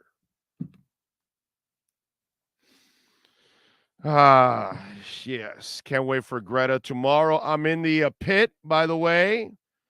I will be there. Looking forward to it. So any of you out there going to the Greta Van Fleet concert, I will see you tomorrow. Yeah. Can't wait. What else do we have? I say you fly in the same day and leave the night. Cleveland sucks. No, there's no, it's a whole, there's all kinds of events going on throughout the week, bro. You want to cover the different events. There's all kinds of Hall of Fame events going on. So no, it's there's some work. We actually have to do some work. Yeah. Sean won't be happy. And by the way, remember, so Thursday is the game, right? So that means that Wednesday we're all getting together at the Hall of Fame and we're all going to sing the Dolphin fight song around the Shula bust. Okay? So get ready for that. If you're going out for Zach's induction, we are all getting together Wednesday. I can already tell you, August 2nd, the day before the game. We got to get together, and let's do it like around noon or 1 o'clock. We'll get together at the Hall of Fame because everybody that's going for Zach's induction, they're going to be in town already a couple days before. So I figure you'll be in town the day before. So we all will get together at the Hall of Fame, and we'll figure out around noon, 1 o'clock. I'll come up with a set time for all of you out there that are going to this, and we will meet at the Hall of Fame. Okay? And gather around Shula's bust and do what I've been wanting to do for a while, sing the Dolphin fight song, and we'll put that shit on video, and it's going to go freaking viral. The entire Dolphin Nation around the world will love it. Okay? They're going to end up using it as their ringtone. So it's going to end up happening. Okay? So there you go. Big O spitting that hot fire lyrics. You know it, baby. No rapper can rap quite like I can. I'll take a muscle-bound man, put his face in the sand. Anyway. Let's see. Possibly Akron. So do I hang out with LeBron? I wonder if Van Ginkel would be able to move to middle linebacker, has the size Fangio likes in there. We shall see what Fangio is up to. Frankie says we have to link up, Big O. Well, I'll be there, man. I'll be there, Frankie. Let's go. Eddie says maybe you can stay around Pittsburgh and see where Marino grew up. It's quite a distance, bro. Let's see. Definitely not East Palestine. I can smell the fresh air. Let's see. We normally stay in Independence, but that's closer to Cleveland than Canton. Okay, Nyborg, thank you. All right. Well, maybe it's better to be a little closer to Cleveland than Canton. That's all. Big O, how excited are you for Tua and the wide receivers in year 2 of the same offense? I also think the null will come out way faster. The null. Oh, the ball, I think, is what you're talking about. The ball will come out way faster. Okay. Listen, I'm super excited. As I told Keith Sims yesterday, and what nobody talks about, right? Because that's kind of what we do here on the show. We try to, actually use real sports talk and make you think and all these kind of things. Of course, I'm excited about the system in year 2. Of course, I'm excited to see Tua and the wide receivers. But you know what I'm really excited about? Get me the running game, straighten it out, fix the offensive line, and get the tight end that McDaniel really wants. The two-way tight end that's a playmaker and a blocker, right? Okay. And like yesterday, we talked about Darnell Washington, right? And whether he's there or not, that's questionable, whatever. But I love Tucker Kraft out of North Dakota State. I'm a Tucker Kraft guy. So that would be the guy that, okay, if you get me Tucker Kraft, now you got me the guy that can make plays and blocks, right? And if you fix what's left of that guard spot and the right tackle, although, if Brandon Shell comes back, I really think you're pretty fine at right tackle because he did a good job last year. But at left guard, if you can fix that left guard, then all of a sudden you fix the running game and you fix the tight end. That's what's going to make your offense that much better. And if McDaniel, in the moments that you are running the ball, stays with the run and shows more conviction in those areas, that's when I'm excited more about the offense. Because if you give Tua the playmaking tight end element and the consistent running game, right? It's what I explained to Keith, and he agreed with me, obviously, because it's common sense. Look at Brock Purdy, okay? Brock Purdy is not a tenth of the quarterback that Tua is, but he has a guy that he can hand it off to and drop it off to right? Christian McCaffrey. And then he's got a tight end that he can block and is a hell of a pass catcher, right? And Kittle. So he doesn't have that. And if you give Tua those elements on a consistent basis to go with the receivers, that's when I get really excited about the passing game. Because now the defense has to react completely different. Because since you didn't respect Gesicki, McDaniel, and you chose not to use him, McDaniel, you took away that weapon from your offense and from your quarterback. And because, McDaniel, you chose not to continue to run the ball against Green Bay or Buffalo when you're gouging them at 7 and 9 yards a carry, you hurt your quarterback. So this is what I'm excited about. Fix that part of the offense. I know what they can do in the passing game, but you won't be able to crowd the middle of the field if you're running the ball on their asses because linebackers have got to come up. You won't be able to crowd the middle of the field if you got a tight end that is running a bow out or running down the middle of the field. Something that Braylon Sanders was not ready to do. That's what I'm excited about. Fix those two elements of the offense. And all of a sudden now, you've got a way more potent offense.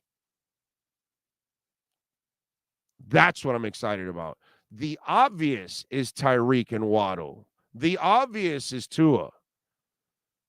But the part that we really got to focus in on is get that playmaking tight end and make sure the running game takes another step forward because it was better this year than it has been in the past. Just like the pass blocking was better this past year than it's been in the past. But the run blocking still is not where it needs to be. So fix the run game and get me the pass catching tight end. And this offense takes a completely other step. And Tua becomes unstoppable if you add those elements.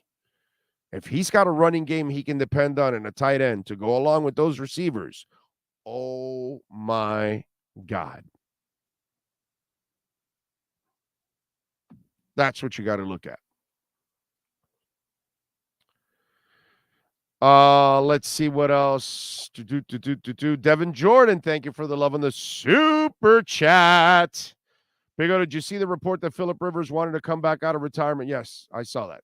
And it's not a report. It's Rich Eisen. He had 5 rumors that he heard in the combine, and that was one of the 5 rumors. You may want to go look for the video. It's out there on YouTube, and you can listen to it for yourself. Jason Dow says, me and the wife snagged tickets for Rob Zombie and Breaking Benjamin Labor Day weekend up in Indy. Stoked. That is awesome. Like them both. I saw Breaking Benjamin, and they won me over. Good band. I like them. Obviously, Rob Zombie's a badass. Let's see. Jesse in Minnesota. Robert Triana. Jesse says, Tesla will bring it home for you. Rock your face a little bit. Consider Columbus, Orlando. Where is Columbus to Canton and Cleveland? That because Columbus is a pretty big town. Is Columbus in between Cleveland and Canton? Is that what it is? Fill me in on that. That's what I don't know. Look it up for me there, Sean. Where is Columbus? Is that in between Cleveland and Canton? Or is it closer to Canton, closer to Cleveland? Or what is it? Find out for me, because that's a pretty good call on Jesse there. And by the way, what if the Columbus Crew are playing that week and they're taking on Inter Miami? King Short says Tanner Connor. Yes, but he hasn't proven anything yet. So I don't know what Tanner Connor can do. I can't count on Tanner Connor yet. The 2 times they gave him a shot, he dropped the ball. He shit his pants the 2 times. And he's talented. You can see that there's like juice there. You know, the guy can run like a deer, but he hasn't proven anything yet. Alexis says, I'm booking close to Canton. Seeing for me is a mission. 90% blind in one eye. Oh, wow, Alexis. I'm sorry about that, brother. If Miami somehow signs Kareem Hunt, this Miami offense will literally be unstoppable. Players stay healthy. Yep. Eric says, I'm betting Big O Miami next year. If they get Hunt, I think he is an elite top 10 back. Give me tight end Laporta and a legit running game. The offense will be unstoppable, says Brian. Basketball Jones is in the house. Jesse Minneapolis says Columbus. Billy Joe, Stevie Nicks, August 5th. Really? Whoa. That's strong. That's strong. This is the first time in 6 years that Tua will be in the same offense for 2 consecutive years, 3 different coordinators, 3 years at Bama, 3 in Miami. Should be awesome. What do you got for me, Sean? What's the information? 2 hours and 7 minutes from Cleveland. Oh, that's far as shit, dude. Yeah, no, it's too far. We can't stay 2 hours away, dude. Canton and Cleveland are 45 minutes apart. No. I'm not staying in Columbus, bro. Columbus that's too far. I got to go to events every day in Canton. You think I'm going to drive 2 hours? That's 4 hours of my day going back and forth. That makes no sense. No. Not doing that. Not doing that. I would drive to Columbus for the concert, but not to stay. Canton is 2 hours and 2 minutes. Say that again? Columbus to Canton is 2 hours and 2 minutes. Yeah, no. We're not doing that. We're not doing that. I need something in between Columbus, in between Cleveland and Canton. So in other words, something that's 15, 20 minutes away, maybe 30 max. But yeah, no, I can't. No. Columbus is southwest of Canton, closer to Cincinnati. Oh, man. Akron is dead center of them. Oh, really? Akron is is that true? Now look that up, Sean. Is Akron in the middle of Canton and Cleveland? If that is true, okay, if Knight is on target there, then that makes more sense for us. Because that keeps us in between both. I like that. I don't mind that. That's pretty cool. It's 27 minutes to Canton from Akron. Okay. All right. And what's Akron to Cleveland? Should be right around the same thing. If it's, on the way, if it's in between, then Peter, I think you are Knight and Peter. You guys are on target. It ranges depending which way you go, but about 40 minutes.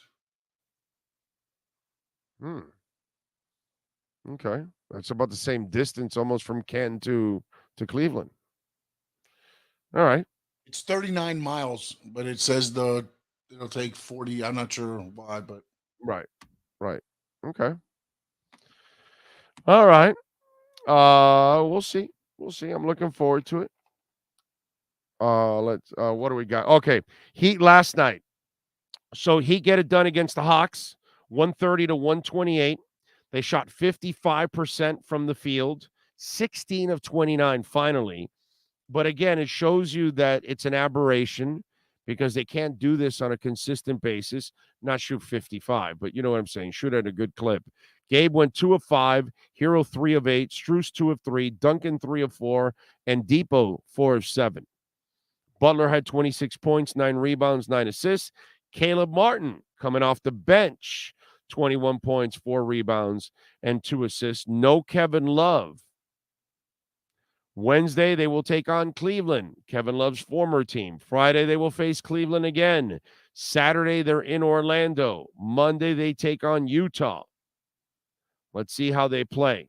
I can't say they're winnable games because I don't think we can say that about the Miami Heat anymore. They're kind of mediocre and they can lose to anybody, unfortunately. Remember, they do get tired of the process. They've been at this so long. They've won all these championships. This team is so accomplished. Jimmy and these guys have, won so much. Bam and these guys, they're tired of winning. Hero is tired of winning titles. He can't even lift his hand up from all the rings. You know what I'm saying? So they get tired of the process. It's a shame.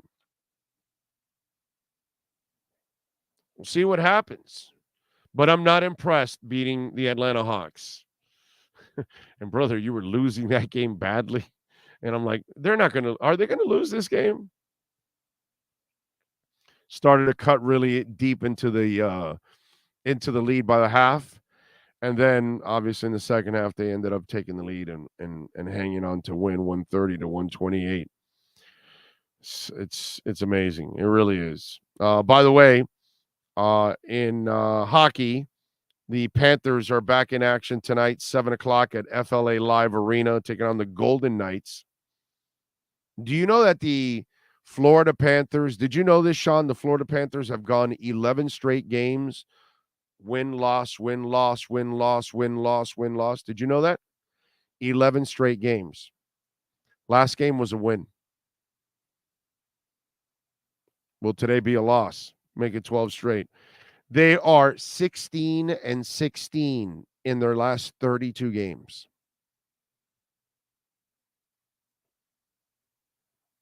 You're not making any ground up if you're playing 500 for 32 game stretch. I did tell you that for the last 11 games, what have they done? Win, loss, win, loss, win, loss, win, loss, win, loss, win, loss. 32 games. You're 16-16. That's nearly half the season. 32 games of 16-16.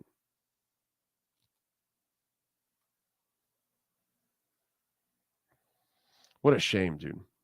What an absolute shame.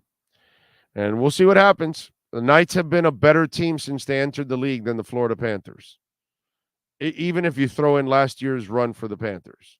The Knights overall, since they got in as an expansion team, have had more consistency than the Panthers of being a good team. It's just an odd thing out there, man. It really is.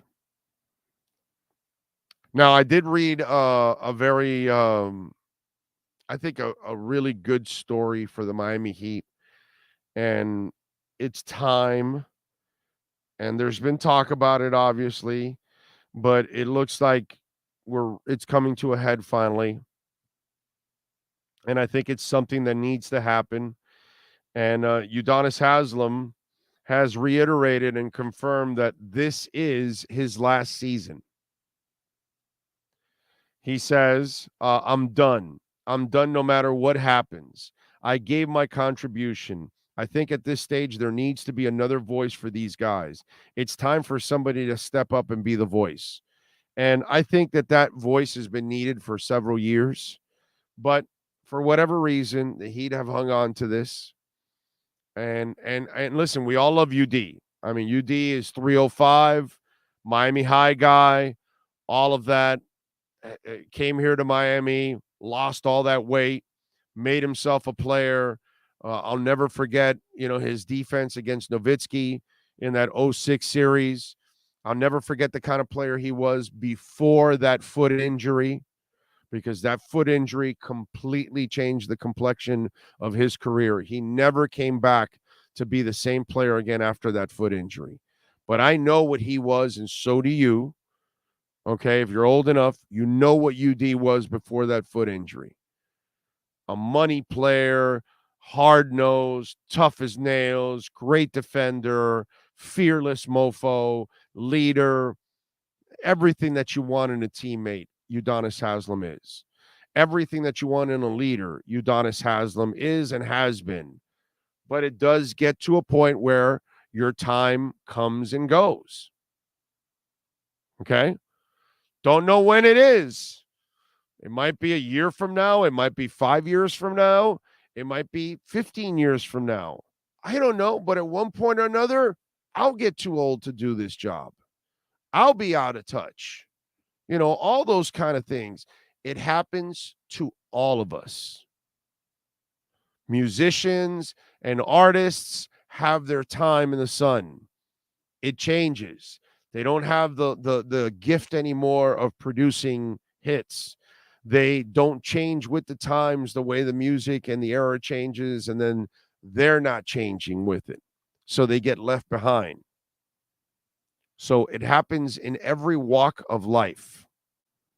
You could be a bus driver for a long, long time, and you get to an age where for whatever reason, mentally, physically, arthritis, your back, whatever it is, you can't do the job the same way. And you gotta retire. Okay? It is what it is. Look at Joe Biden. He can't walk stairs. Can somebody get that guy a mobile escalator? Jesus Christ, he's going to kill himself. He's 80 years old. The goofball can't walk a straight line. Get him a mobile escalator so he doesn't fall off anymore. I'm telling you, Gerald Ford and Joe Biden have never been in the same room, or Gerald Ford's spirit is inside of Joe Biden. Two mediocre presidents and two goofballs that fall all over the place. But getting back to UD, it's time. It's time to retire. Your voice doesn't carry the same in the locker room once the generations turn over. They didn't see you. They don't know you. They don't relate to you. They didn't watch the 06 series. I mean, for Christ's sake, Tyler Hero was, Tyler Hero had no hair on his balls, and he was playing with a Hot Wheels when you were doing that. I don't know, dude. Little kids play with Hot Wheels still? I don't know. Whatever. It's time. And it's time for the Miami Heat to do a lot of things. It's time for them to move on from Udonis Haslem.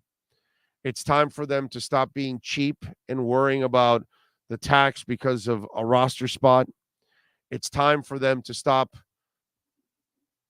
being G money and getting high in your own supply, because the Cash Money brothers are not happy with that. You can't be getting high on your own supply. not G Money, not Pookie. You're not allowed to get high on your own supply. And you got to stop re-signing players that are not stars. Save your money for stars. Save your money for Shaq. Save your money for Wade. Save your money for LeBron and Bosh and Mason and all the guys that you've gotten in the past that made a difference in your life and in this franchise. There's a lot of bad habits that they have developed over the last few years. They need to get rid of those bad habits. And Udonis Haslem, unfortunately, is part of your bad habit. You no longer need the policeman in the locker room. You need a basketball player that can really help you out in today's game. Not a guy that was from 2 decades earlier making an impact. 2 decades earlier. 2 decades earlier. It's got to change. And we all love UD. It's nothing personal. Hey, man, love Riley. Love the Harrison family. Don't want him to go anywhere. I just need him to get back on track. That's what I'm asking. I'm asking, take a look in the mirror, get back on track, be who you're supposed to be. Okay? Riley, be the ruthless mofo that you used to be. And Mickey, let's go. Let's get more aggressive. And let's not worry so much about the bottom line. So I saw that with UD, and I think it's the right thing to do. It's long overdue, unfortunately. John Padilla, Big O, what got me mad was John Jones wins UFC belt. Thanks God for the opportunity after the fight. Dana goes off on, don't thank God he's not in the ring. Save that for later. I mean, whatever, bro. Doesn't matter. Big O, your thoughts on Tua being in the same offense? What else do we have? Heard rumors. Zonka said he's got 1 season left in him. Bring him on. Bring him on. There's a video of someone falling down those stairs while they were in Poland. Looks like a bowling ball. All right, it's just that dude's falling like all the time. He's like a total goofball. I'm telling you, Gerald Ford and Joe Biden are like the same guy. Same guy. You can't get any more dead center between them for a city anyway. Akron is slightly closer to Canton, but traffic is why it takes longer to Cleveland. Aha. Okay. All right. Thank you. All right. So I will look for Akron. You got me now. All right. Not an issue. I got no problem looking for Akron. All right. Sounds like a winner chicken dinner. Alex Winley is set to join us at the top of the hour, folks. Do want to remind you there. So we'll talk a little Inter Miami with her. Hialeah Park will be there on Thursday. They're giving away Mercedes-Benz. You want to drive a Mercedes? Are you into driving a Mercedes? Well, Thursday we'll be there 3 to 6 p.m. having some fun at Hialeah Park. And that we had a great event last weekend with the boxing matches. They were awesome, man. Guillermo Rigandao got the win and had some young Cuban boxers. It was a good night. There was a lot of good vibe in the building. People were into it. It was a good crowd, man. Really good crowd at Hialeah Park. They really respond to the boxing. I think they should also, I mean, I haven't talked to them about this, but they should add, what's it called? An octagon too. They should have boxing and UFC, not UFC or, I mean, hopefully UFC, but what's it called? MMA fighting. They should have that. But anyway, They've got hundreds and hundreds of gaming machines. It's a smoke-free casino. They've got the Champion Sports Bar there where you can actually wager on all tracks across the country. So a lot of ways to enjoy yourself out there with all the machines, great food so you can bring somebody you love. Fridays and Saturdays, they take out the DJs so you can dance your night away, have some fun. The more you play, the more entries you get in to try to win that Mercedes-Benz, and they're giving it away on April Fool's Day. No joke. April Fool's Day. All right? So you've got a little bit here. You got a few weeks before they give away this Mercedes, so get on down to Hialeah Park and play. And by the way, if you do like to smoke, you like to vape, you like your cigar, you like your cigarette, you can go to Hialeah Park, not inside the casino, but outside. They have the smoking hot slots. It's all under roof. It's got ventilation. It's actually cool outside there, but it allows you to smoke. So take your vape pen, enjoy your 420, go out there, enjoy a cigar, enjoy a cigarette, and have some fun, baby. Hialeah Park, and win yourself a Mercedes. By the way, if you win the Mercedes and you want to donate it to Sean or myself, none of us are going to Sean, you're going to complain if they donate the Mercedes to you? No. See, I wanted to check with Sean. I want to make sure that he's not mad about that. That's all.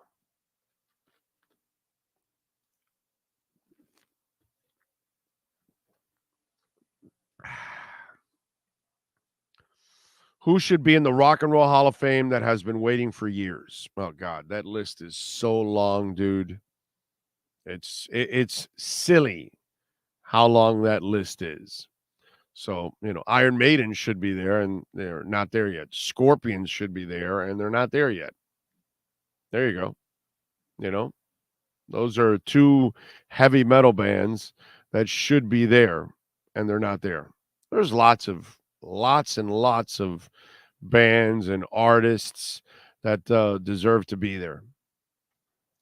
Big O, these Brady's to Miami rumors getting louder. I can see Russ forcing front office to do this. Sucks. Shang to Shang, whatever. Listen, brother, if you're that stupid, since you're that stupid to believe the FUD, just like the Lamar Jackson stuff, do me a favor, Shang to Shung. Come on over to Hialeah Park. Bring all the money you want so I can take it, okay? But you have to bring the money, okay? Because we're going to have to put it somewhere neutral because I don't trust you. But bring the money because I would love to take your money and gamble and bet that Tom Brady will not be here and neither will Lamar Jackson. So, all those people that talk shit, I would love that. Just come on over and let's make the bet. I got the money. You want to bet? $5, 500, 5,000? Bring it, bro. Bring it. I'd love to bet you and take your money since you're that fucking stupid to believe that shit that's out there. Okay? Since you're that freaking stupid that you would repeat it, read it, follow it, then come on over, bro. Come on over. You must listen to Fox News also. Come on over, bro. Come on over. Because there was a lot of stupid-ass people listening to Fox News. So if you're one of those, there's a sucker born every minute. All those idiots were watching Fox News. All the idiots born every minute, all the suckers born every minute, they were all watching Fox News. So you must be a Fox News watcher believing that the election was rigged. So since you got, stupefied, please bring the money over to Hialeah Park. Please. Friday, I'll be at Canesware if that's closer to you in Broward. If you're in Broward or Palm Beach, we'll be at 2511 South University Drive in Davie. Any of you idiots that want Tom Brady or Lamar and you think he's coming, please bring the money. Yeah, what do you got, Sean? Shang Tu has one issue with that. He's in China. Okay. Smart contracts. Let's go. We can do a smart contract between each other. You put in the money, okay? And I'll match it. Whatever you put in, we'll match. We can do a smart contract anywhere in the world. That's the beauty about the blockchain. Bring it on. Let's go. Motorhead is another one, Mark. You are correct. And Lemmy's dead. It's like stupid. It's ridiculous. We have to wait till people are dead. It's like when they put in Deep Purple and Lord's wife is there. And it's like, come on, man. Deep Purple had to be put into the goddamn Rock and Roll Hall of Fame long time ago. Why do we have to wait to the point where these people are dying? It's stupid. It's ridiculous. I tell everybody I'll bet them any amount we won't trade for Lamar. People get real quiet. Of course. Big O, you won't give me a Mercedes-Benz. My friends all drive Porsches. I must make amends. He's in China. I'm surprised he even gets the Big O there. Yeah, it's true. Aren't they blocking us out there? Oh, but you're on a VPN or something? Is that what it is? You're in China, bro. Can you get out of there? Huh? Shang Tu Sheng, can you get out of there? Let's get you out of there, bro. Let's get you out of China. We gotta get you out of there, bro. Seriously. Well, by the way, you do live in a country of FUD. Now that I think about it, of course you're going to believe Tom Brady. You live in China. They're used to lying to all their people. That's kind of what they do in China, North Korea, and Cuba. Did you guys see the Russian diplomat at the it's one of those conferences with, world leaders and all that stuff. And so the Russian guy, right? He's the Russian ambassador for whatever the hell or whatever. It's the stuffy idiot with the glasses, that guy that you just want to like slap him, right? Because obviously he's just pushing Putin's bullshit propaganda. So yesterday or the day before, he's at this place, right? And he's saying, well, Ukraine who attacked us, and the whole place started laughing at him. And these are like, high profile world dignitaries and all that kind of stuff. And they're laughing at his ass because he's trying to spew the lie to us that they lie to their own people. You know what I mean? Because that's what Russian leaders do. They lie to their own people because their people are stupid. They don't know any better. I remember when I used to go to Cuba in the 80s, right? And I would, go out and pick up some girls and stuff. And I remember I went out with this girl for like 3 straight days, right? And sex was great. So we went out for like 3 straight days. And she was telling me about how fantastic it is there in Cuba. How she'll be a doctor and she'll make $400 a month. And so, all of these things, and I'm listening to her, and I'm like, wow, this bitch is brainwashed. And I'm 16 years old, right? Okay, I'm 16 years old. Like, I know you're brainwashed. You know what I'm saying? It's like, so I kind of get it when somebody in China believes Tom Brady's, crap or, whatever they're throwing out there because you're in China. You're fed bullshit all the time. Just like you're in Russia. You're fed bullshit all the time. All they do is lie to you, and then you idiots just keep believing it. You know what I'm saying? So I kind of get it. I kind of get it. The naivete is there. I kind of get it. Oh, man. Shang Tu Sheng says, I have a dolphin bar here. Wow, if you weren't communist, I would like to go visit it. It was at the G20. Is that where it was, Manuel? Okay, thank you. I saw it yesterday. I saw it, and I was laughing my ass off, dude. That was so funny. That was so hilarious that everybody laughed at his stupid ass. Like, yo, moron, we're not Russians. We're not trapped in our country and you have to lie to us and we have to even act like we believe it. If not, we die. No, we're in the free world. We know you're the pigs. Okay? So I feel terrible for North Korean human beings. I feel terrible for Chinese human beings.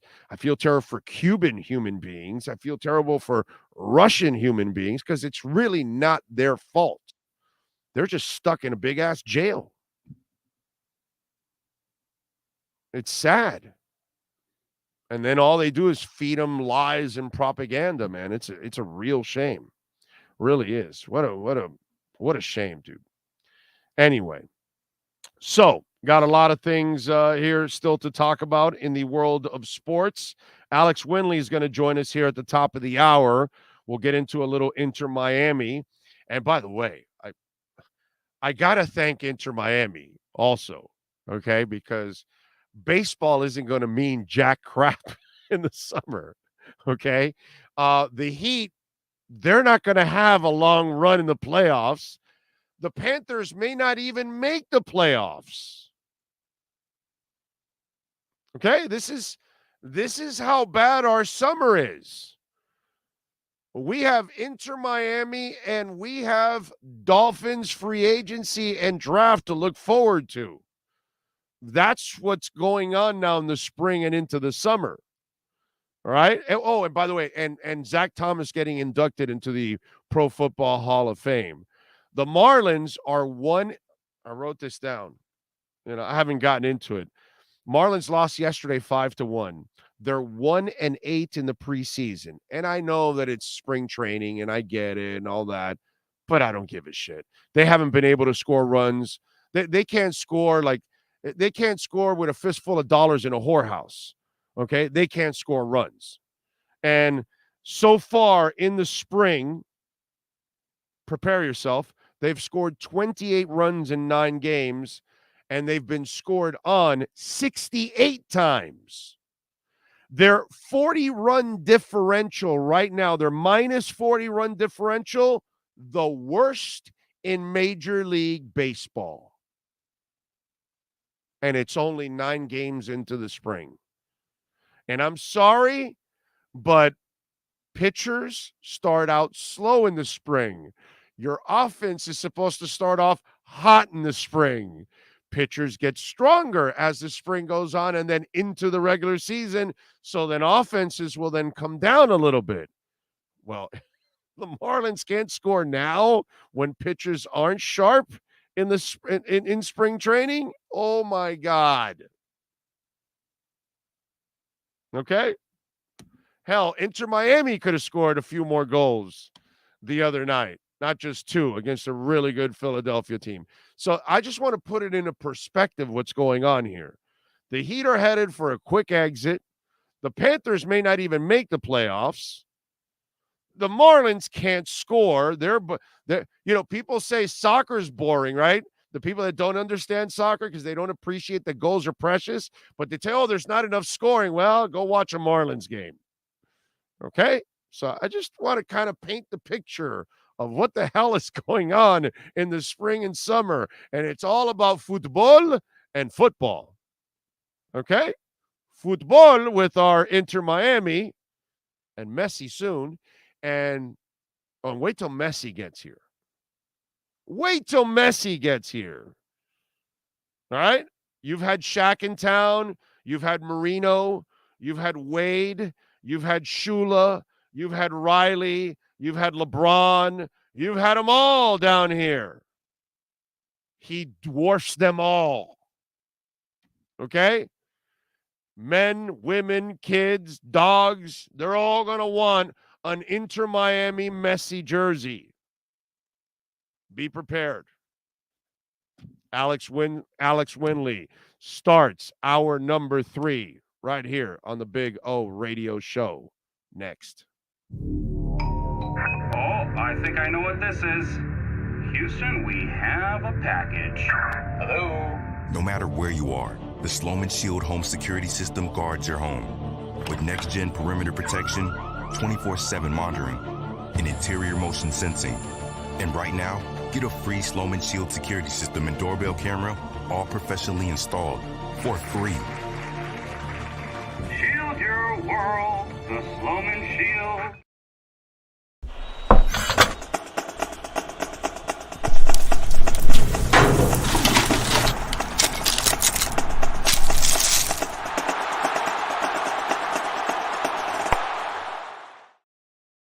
If you're a Miami sports fan, then there's only one store to go to, and that's Caneswear at Miami Fanwear in Davie. They're your one-stop shop for all your inner Miami CF, Canes, Dolphins, Panthers, and Marlins merchandise. They have hats, t-shirts, game day jerseys, and so much more. Located at 2511 South University Drive in Davie, and open 24/7 online at caneswear.com or innermiamiwear.com. Call them at 954-835-5597. Caneswear, the spot where inner Miami and all Miami sports fans shop. When you move, you need a reliable company led by passionate folks, eager to assist its customers during a transitional process that needs to be smooth. Call Essential Moving Experts at 844-368-5750 for all your local and long-distance moving needs. You can rely on Essential Moving Experts. Mention the Big O Show and get $150 off. Family owned and operated, they offer free 30-day storage, full-service moving, fully licensed, bonded, and insured. Moving was never so easy. EssentialMovingExperts.com.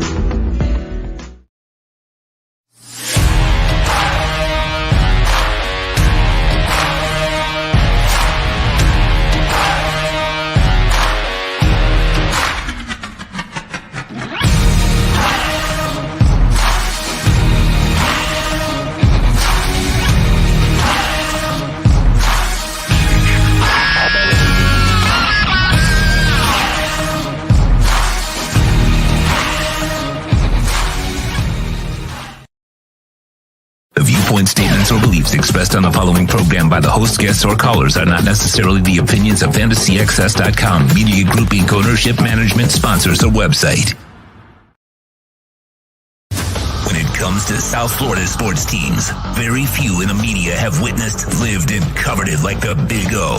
Let's start the program dedicated to your favorite South Florida teams with a passion that's unmatched. The Big O Radio Show is on. Here's the Big O.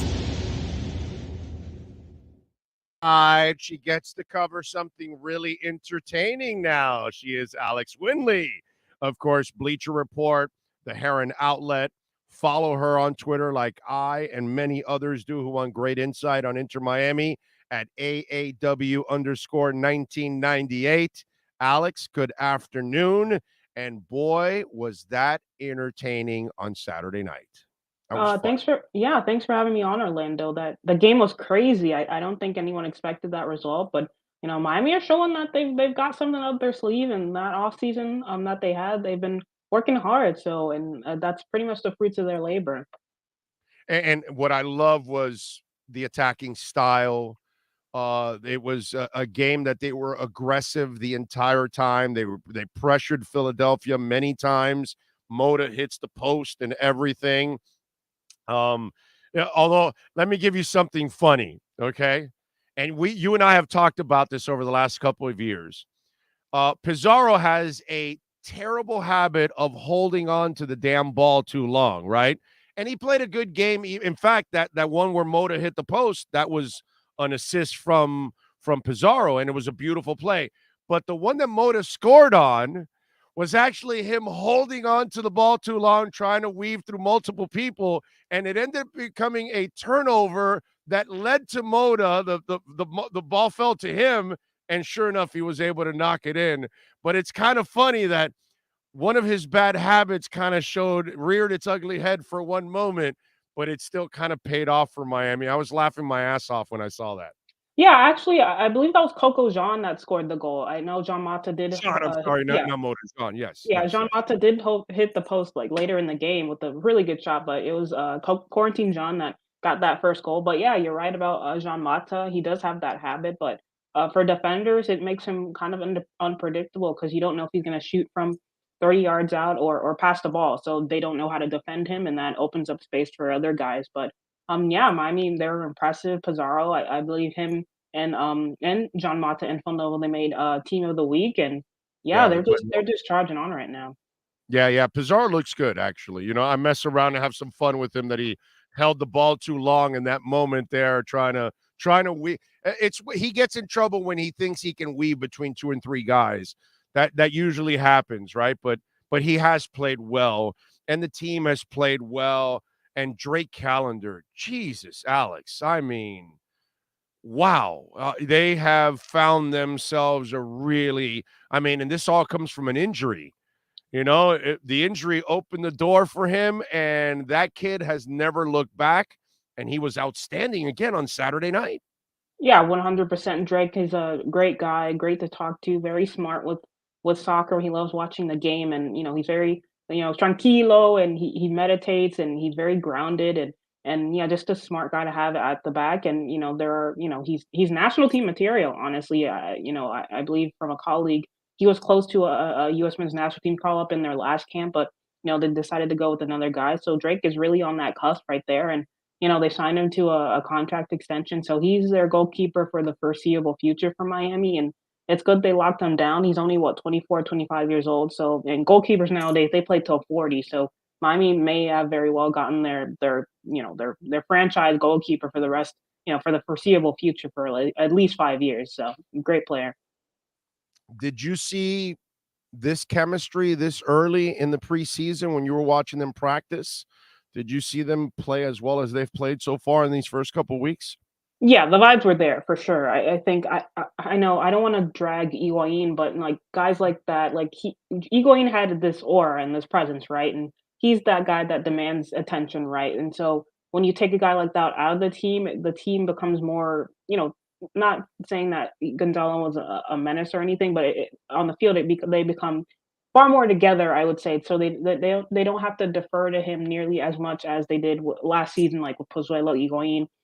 Teams knew how to game plan against that. If they took out Gonzalo and Alejandro out of the game, they knew Inter Miami couldn't score. But this season, they don't know who to press. They don't know if it's Joseph or Stefanelli or even Franco Negri, who's shown that he's able to get up into the attack and have some shots. Jean Mata, Gregory, they don't know who to guard to guard defend anymore. So Miami play much more of as like a team, and it's less on individuals now and more of a cohesive unit. So yeah, I think watching the game against Philadelphia, it shows that they're playing as a team. They can play a different style now. Without Gonzalo, he maybe didn't press as much, but with Joseph, Campana back, Jake LaCava, Robbie Robinson, Schneider Borgelin, guys like that, they're more mobile and they can play more physical soccer. And I think Neville is kind of taking that opportunity and implementing a different style. Yeah, and to me, when we look at Campana is still what's going on with Campana, because that's kind of been his bugaboo, man. It's been injuries, and here he is again, and this is one of their guys that you were counting on to be one of your main goal scorers. What's the latest with Leo? Yeah, so this Thursday actually we're speaking with Phil Neville, so we'll get an update on that. But last week they did say they're hopeful that it's not as bad as it seems. So hopefully it's not too of a injury that keeps him out for long. He's a big guy and you don't want to rush him back from a muscle injury. So this weekend we'll have an update on Leo and see if he can go against New York City on Saturday. Have you given up on Robbie? No, I think he's a player that you need to be cautious with. We know he can score and has that talent. It's just mentality for him and trusting his body again. He came, injured himself, and naturally you're going to be scared of re-injuring, that same part and your hamstring. So I think with Robbie, it's just he needs to mentally get back into it and trust his body and trust his ability. But his ability is still there. And speaking to Neville, Neville is high on him still. They want him to succeed, and obviously, if he doesn't, it's professional sports. Obviously, they'll move on, but Robbie's still up there. Neville mentioned him the other day, and Robbie just needs to trust his body and his mentality. And we're talking with Alex Winley, of course. You can catch her work, by the way. Follow her on Twitter at AAW_1998. You can catch her work at Bleacher Report and also the Heron Outlet. You should subscribe to the podcast. They do a good job talking Inter Miami. And, listen, any win is a good win. So you start off the season beating Montreal. That's a good win. And you follow the league a lot more than I do. You know more about the MLS than I do. I follow heavy Inter Miami. The league, I kind of follow it casually. But from what I understood, Montreal wasn't really as good this year, and they lost some firepower. But this week, beating Philadelphia, who has been one of the elite teams of this league the last couple of years, I don't, again, I know that this is one of those sports that's really followed by the hardcore soccer fan like you and me, not the general fan. I don't think people really understand what a big win that was for Miami against Philadelphia. Yeah, absolutely huge. Speaking with Jim Curtin after the match, he said, "Kudos to Miami. They basically had their lunch for the entire game, and they pounced very quickly. They were pressing them, not really letting them get into their game plan. And Miami played well, and it was a statement win. And defending Eastern Conference champions in Philadelphia, and yeah, they absolutely, I wouldn't say dominate, but they were the better team most of the game. And now the national media and maybe even local media, they're starting to starting to believe and take part into and just believe in this Inter Miami project and them and Phil Neville and the They're not on the bandwagon yet, Alex. You don't They're think not so?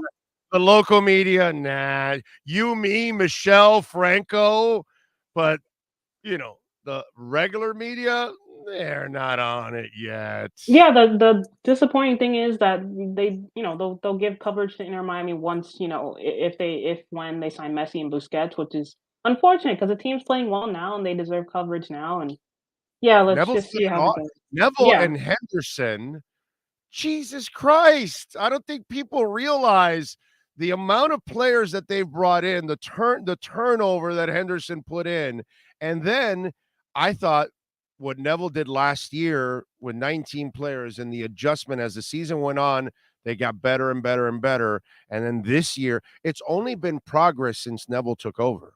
You think Yeah. about it, from 2 years ago, the mess he inherited, and then, the whole Higuain thing and how he had to break that down, and he was able to reach Higuain. So he has shown us that he reaches older players, younger players, and his style, remember, Alex, he got a lot of shit because, he's a women's coach. Like the game is played any different with females or males. It's the same goddamn game. But you know it. He got, he's never coached men.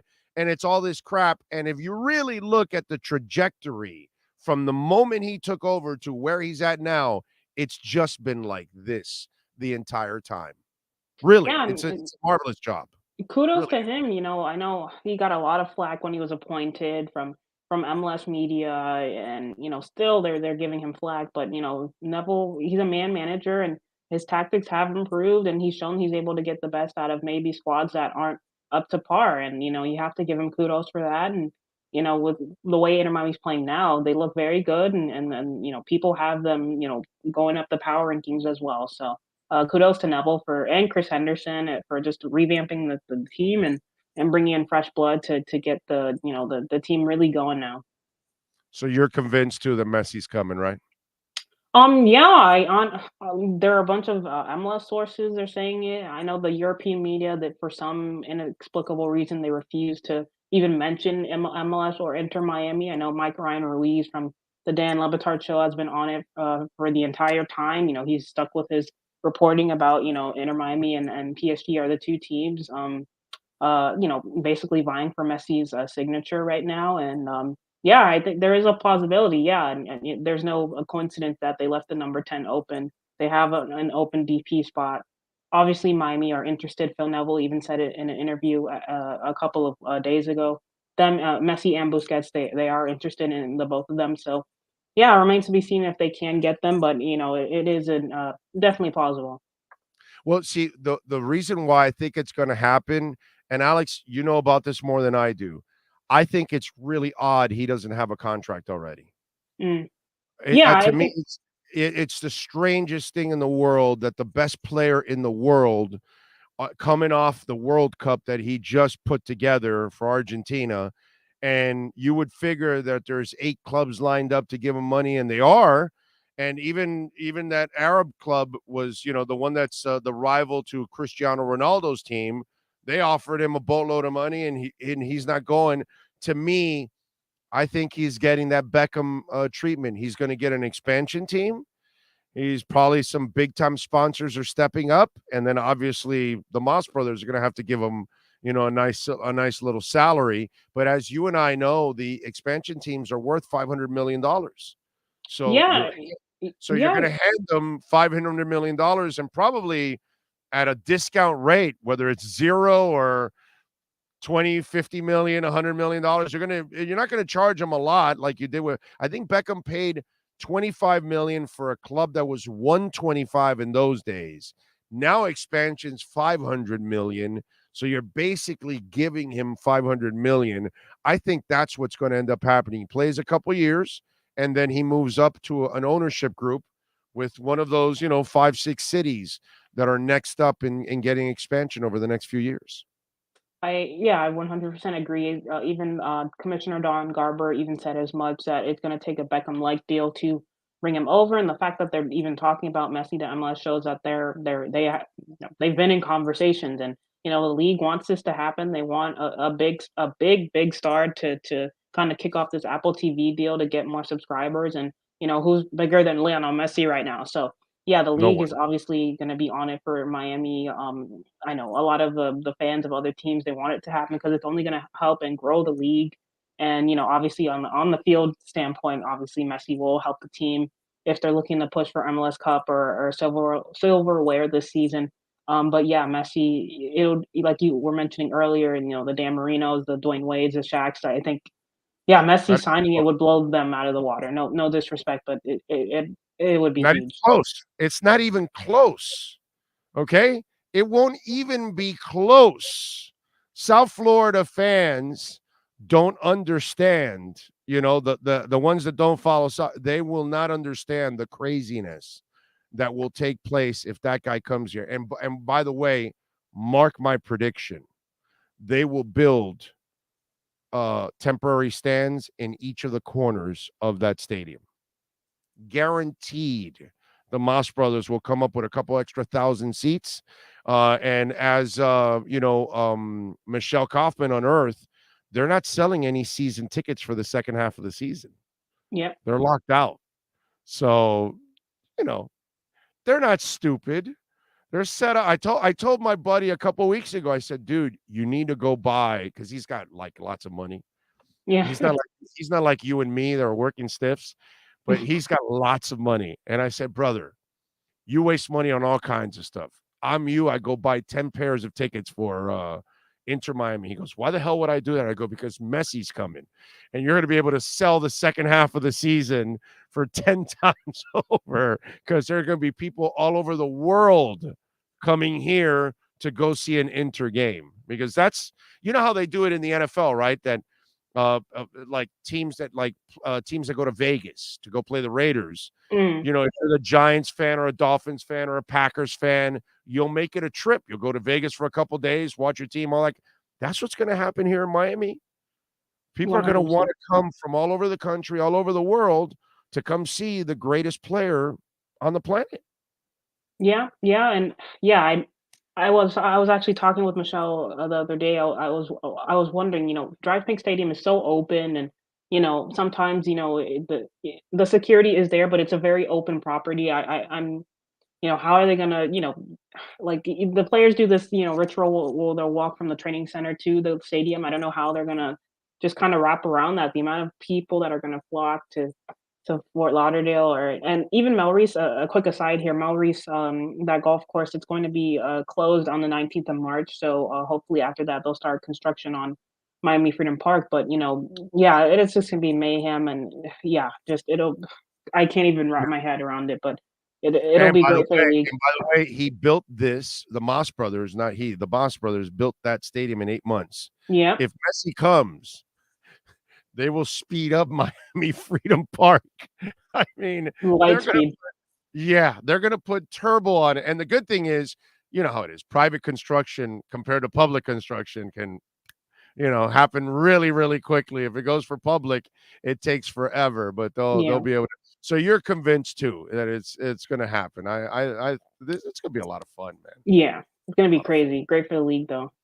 All right, give us a preview NYCFC this week. They've played, Miami played their 2 first games at home. NYCFC played their 2 first games on the road, and they didn't win. They tied one and lost one.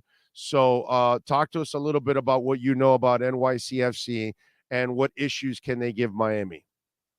Yeah, so for one, NYCFC, they're still a good team. They've got a lot of good players. Talis Magno, Santi Rodriguez. They've just re-signed him to a DP contract.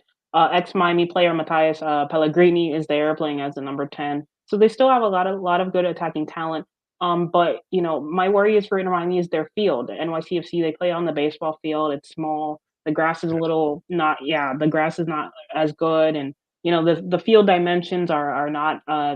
It's not. It's not cool to play on. So that's my biggest worry is that Miami won't be able to adapt to that, and NYCFC they're used to playing on that, so it doesn't really matter for them. So I think that's the biggest concern: Miami adapting to that small field and the sight lines and the grass, and that's the biggest concern. But as far as the play goes, NYCFC they haven't been playing well. They don't have an out and out number 9 to focus on. So they've been playing Talis Magno, a winger, as the central striker, and that hasn't been working out for them. And they lost one and they drew another game. So obviously they're going to come back home looking for a win, and Miami are going to try to get their 3rd straight win and keep the clean sheet. And NYCFC they're not in a good spot right now, so Miami have a really good opportunity to get that. And then their next game is on the road at Toronto. So I know they're going to be a difficult game as well. So NYCFC still dangerous. Their field will be difficult to play on, but Miami have been playing very well, and Neville has them believing. So I'm hopeful that they'll be able to get some result up there.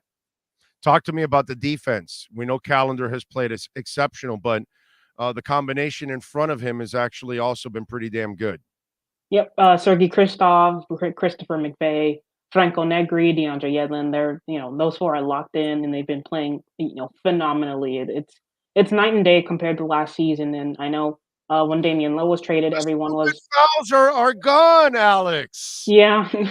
Ridiculous fouls that we had to deal with for a couple of years. Like it almost like you were almost selling me the bullshit. Like, well, you got to play physical, and fouls are going to be a part of it. And then I'm watching these guys, and they're not committing a whole bunch of dumb fouls. Yeah, and that's what happens when you get a Champions League experienced center back who has that calmness and composure. Sergei Kristov, he's talked about his partnership with McVeigh and how they're both from Europe, so they understand that style and how to just calm everything down and just keep that clean sheet. And they're just great partners, and they're calm passing out of the back. And I was mentioning the Damian Lowe trade, and Damian Lowe was really beloved and he loved being here, but and he's a great defender and a great player, but sometimes his play style maybe didn't fit with what Miami wanted to do this year, which is play at the back, be calm, have that composure. Damian Lowe is a great defender, and he fits what Philly is doing much more than what Inter Miami is doing. So yeah, it was a necessary trade, and now you see with Sergei coming in, and even Schneider Borgelin. I mentioned Borgelin because in that Damian Lowe trade, Miami received the homegrown rights to Borgelin, and it came full circle when Borgelin scored that second goal against Montreal. And yeah, it's just Chris Anderson being smart and knowing his contacts around MLS and the cap room situation with Miami right now. And by the way, next year, by the way, the Argentine dudes from a couple of years ago were driving my ass crazy too back Oh there. yeah, Carranza or Pellegrini or Figal, I believe, and LGP. LGP and Figal. Yeah. Yeah. Oh my God. Yeah. Those two driving my ass crazy, man. They would put them team at risk because they would pick up fouls early, and then that would take away from their aggressiveness. Or sometimes they would make the mistake and then pick up the red card, and then now you're down a man. And oh man, it's such a smarter, cleaner, more entertaining team. It's really, I mean, when I turned off that game on Saturday, I just had a big old smile on my face because it was just fun to watch. Yeah, it was fun. And Miami, they haven't played fun soccer in their history, so it's a welcome change for sure. Yeah, big time. I haven't seen this kind of soccer since Ray Hudson and the Fusion. practically when you were a baby. Yeah, Or literally. how old are you? 24. Yeah. Yeah, you were an infant actually while it was Yeah. going on, but that was entertaining. That was the last time right there. And on Mhm. Saturday, I just had a big old smile. I know Ray Hudson probably had a big old smile on his face being able to watch that. So it's good stuff. Alex, what are you working on over at the Heron Outlet and Bleacher Report covering Inter Miami? Yeah, so we've got a big week coming up. Where we have our Know Your Opponent series coming out too with NYCFC journalists. So be on the lookout for that. Thursdays we do our Inter Miami news and notes where we get you prepped for the weekend game. And yeah, a couple of things going on in the background that we'll be premiering this week too. So stay tuned. There you go. Good stuff. Alex, as always, thank you for taking some time and giving us some great insight. Really appreciate it as always. Thanks for having me on, Orlando. It's always my pleasure. Alex Winley, great stuff. Follow her if you're an Inter Miami fan. Great insight. She's always at the games, breaking it down. She just does a really, really good job. And follow her on Twitter at AAW_1998. Excellent follow, Alex Winley there. I like it. All right. Let's see, what else do we have going on? Edward Thurston Howe, thank you for the love on the super chat, my brother. Now, I am sorry because I won't really be able to answer your question intelligently. Big O, you just became the GM of the Dolphins. Who would you pick in the second round? Any Canes players you like? Okay, see, first of all, Edward, I don't know who I'm going to pick. Okay? All right. Yesterday, I talked about players that I like, but my problem is we first have to go through free agency. I need to know what they do in free agency, and then I will have a better feel of what they're going to do in the draft and take a better guess. All right. Yeah. Just to throw it out there for you. Second round guys that I like. Darnell Washington, the tight end from Georgia. Hendon Hooker, the quarterback from Tennessee. Siaki Ika, the Baylor nose tackle, defensive tackle. And I only put him there only because if Fangio's not necessarily a big fan of Raekwon, or he's not convinced that Raekwon can be the guy or something, maybe he thinks he's got to bring in another young big body in the middle to bring in some competition, transition. I don't know. So I'm throwing it out there.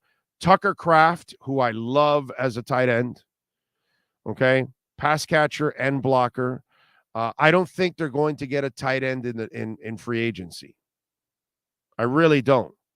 So I think if they get a tight end, it'll be in the draft. That's my guess. All right. And DeWard Jones, the offensive tackle out of Ohio State. Since the Teron Armstead stuff, and you have the right tackle. If you bring back Brandon Shell, you're all right, but you need a swing tackle. And Jones is a big human being. I saw him. Good player. Saw him at the Senior Bowl. So DeWard Jones would be one of those guys that I would look at in the second round.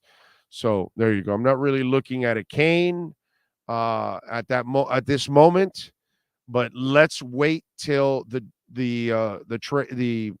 free agency period starts and ends, where they look like they're done. And then we move on to the draft, and then I'll get a better feel for what they're going to do in the draft. Okay. But right now it's kind of hard, man. It's kind of hard because we need free agency first. That really dictates what the hell is going on. Let's see. What else do we have here? Big O, we need to go hang out with them and show them how to score. There you go. I'm with you. Baseball games should be closer to 2.5 hours this year with all the rule changes to speed it up. I hope so. Ray says, local media never talks about Inter Miami, not even 560, who is the flagship of Inter Miami. And if they ever did, they talk about them for 5 seconds. Well, they don't know anything. Well, Solana would be the only guy. I think that Joe doesn't really know any soccer. Hollywood doesn't know any soccer. Zach's not with them, right? Zach's doing digital. Yeah, nothing against Hawk, but he doesn't even know sports. What's it called? Channing doesn't know anything. Dono fills in. Dono would know. Dono follows it. Who else? The midday guys. I don't know if Tobin really, I don't think Tobin follows soccer. I can't say I, listen to their show religiously, but I do run into their show at times. They're good dudes. Leroy, I know, doesn't know anything about soccer. So yeah, they don't really have people on the air that know anything about soccer anyways. So why would they, although I know that they bring on an interplayer every once in a while, and I guess because they have to do that. So that's probably forced on them. But they do it in the morning. I know I've heard it because I've been in the car when Joe is interviewing somebody from the soccer team, player. But yeah, they don't. Why are you going to talk about something that you know nothing about? You know what I mean? So they don't follow it. They don't listen to it. They don't watch it. So that's probably what it is. But yeah. But they will now. As they start winning, if this team is a good team and then they add Messi, everybody's going to be talking about it. Everybody.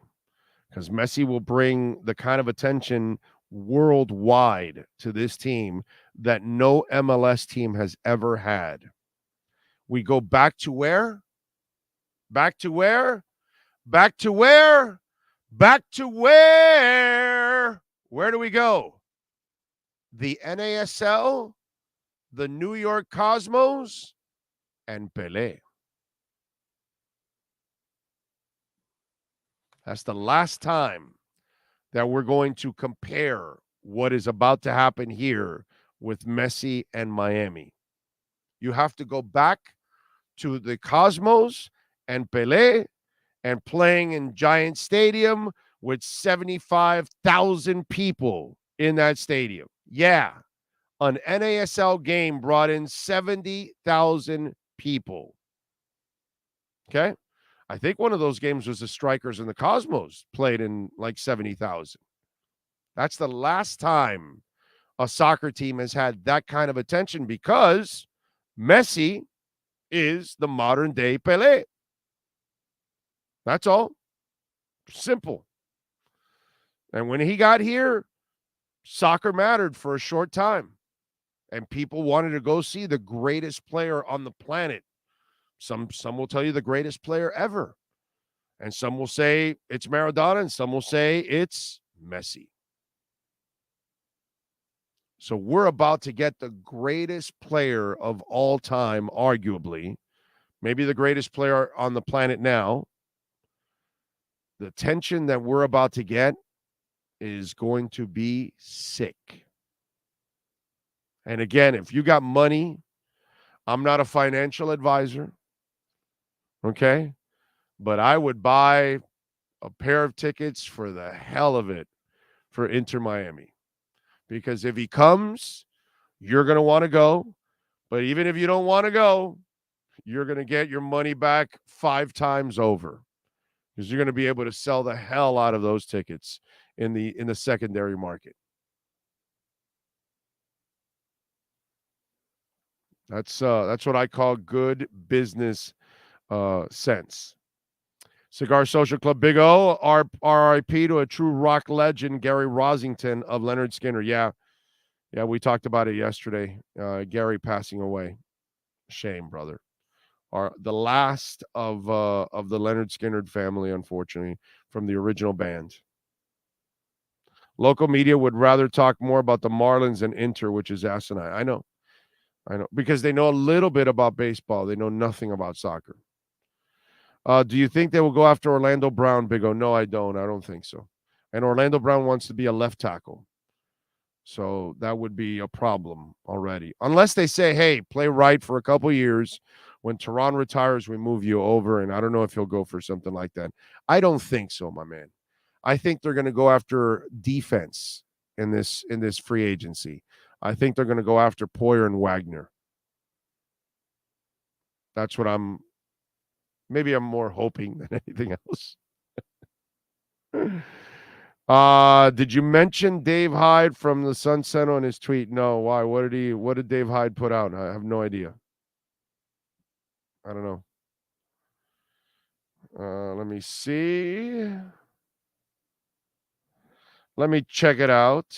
Let me see what we got here from Dave Hyde and his tweet. I don't know what you guys are talking. Is this some kind of Tua thing? Let's see. Darryl Gwynn's rare and times tragic. He get praised in general. Dolphins get questioned in general. Tell me why is that? Well, he win championships.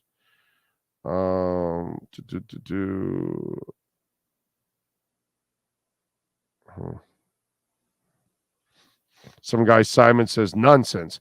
Hyde has been negative about most things, Dolphins, for several years now. It's just not his Tua bias.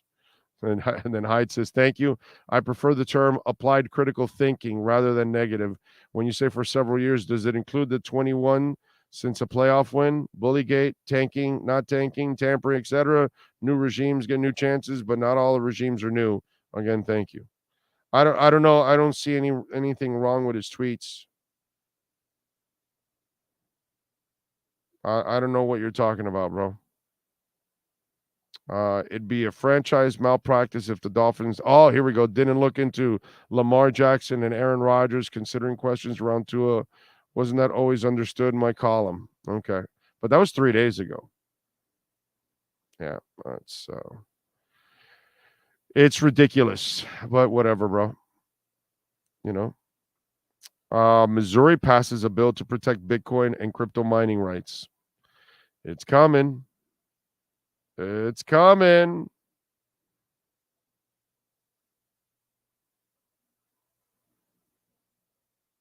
All right. I like it. All right. What else do we have?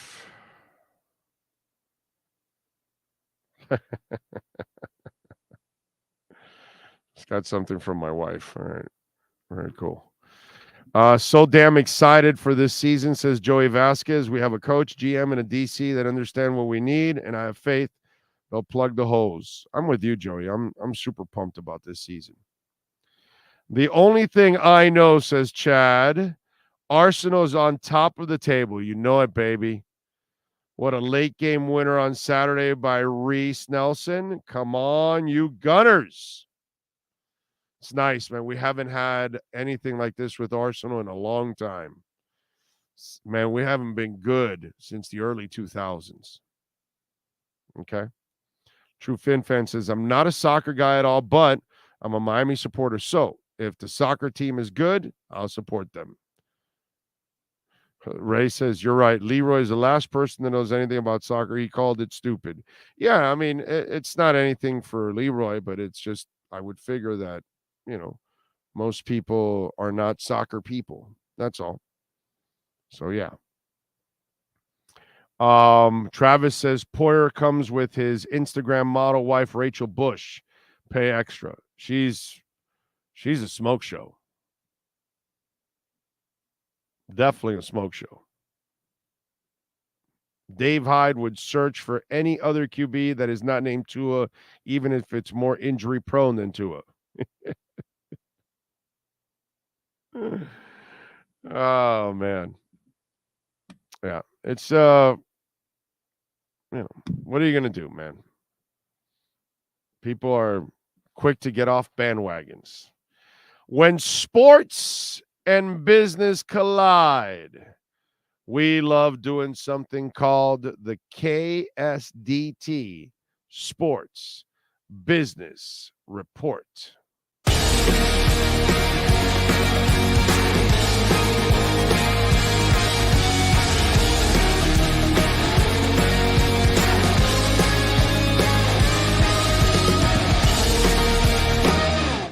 All right. You want to know what's wrong with baseball? Let me tell you a little bit about the Mets. And it's not the Mets' fault. It's not Steve Cohen's fault. It wasn't George Steinbrenner's fault. It's not the Red Sox fault. It's not the Astros fault. It's not the Cubs' fault. It's just the way baseball is. The Mets, they have a ballpark that brings in some major profits. Citi Field finances were revealed in documents seen by Forbes, providing a rare look into major cost and revenue drivers for an MLB team. Documents show that the Queens Ballpark Company, a subsidiary wholly owned by the Mets, which operates Citi Field, earned a record $244 million in 2022. Just the park. Of that sum, more than half, $133 million, came from ticket sales. Luxury suites and premiums added an additional $10.3 million.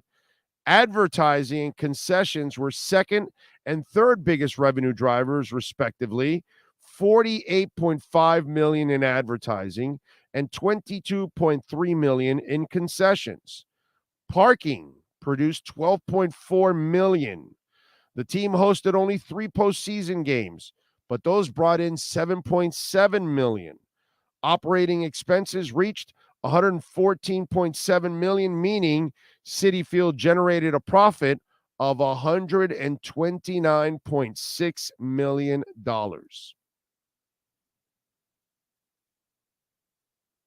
That's just the stadium. That's more than what the Marlins spend on their payroll by miles. Okay? These do not include other revenue sources like naming media rights. Team also earns over $80 million from its local cable network, SNY, and more than $60 million from national broadcasting deals distributed evenly per team.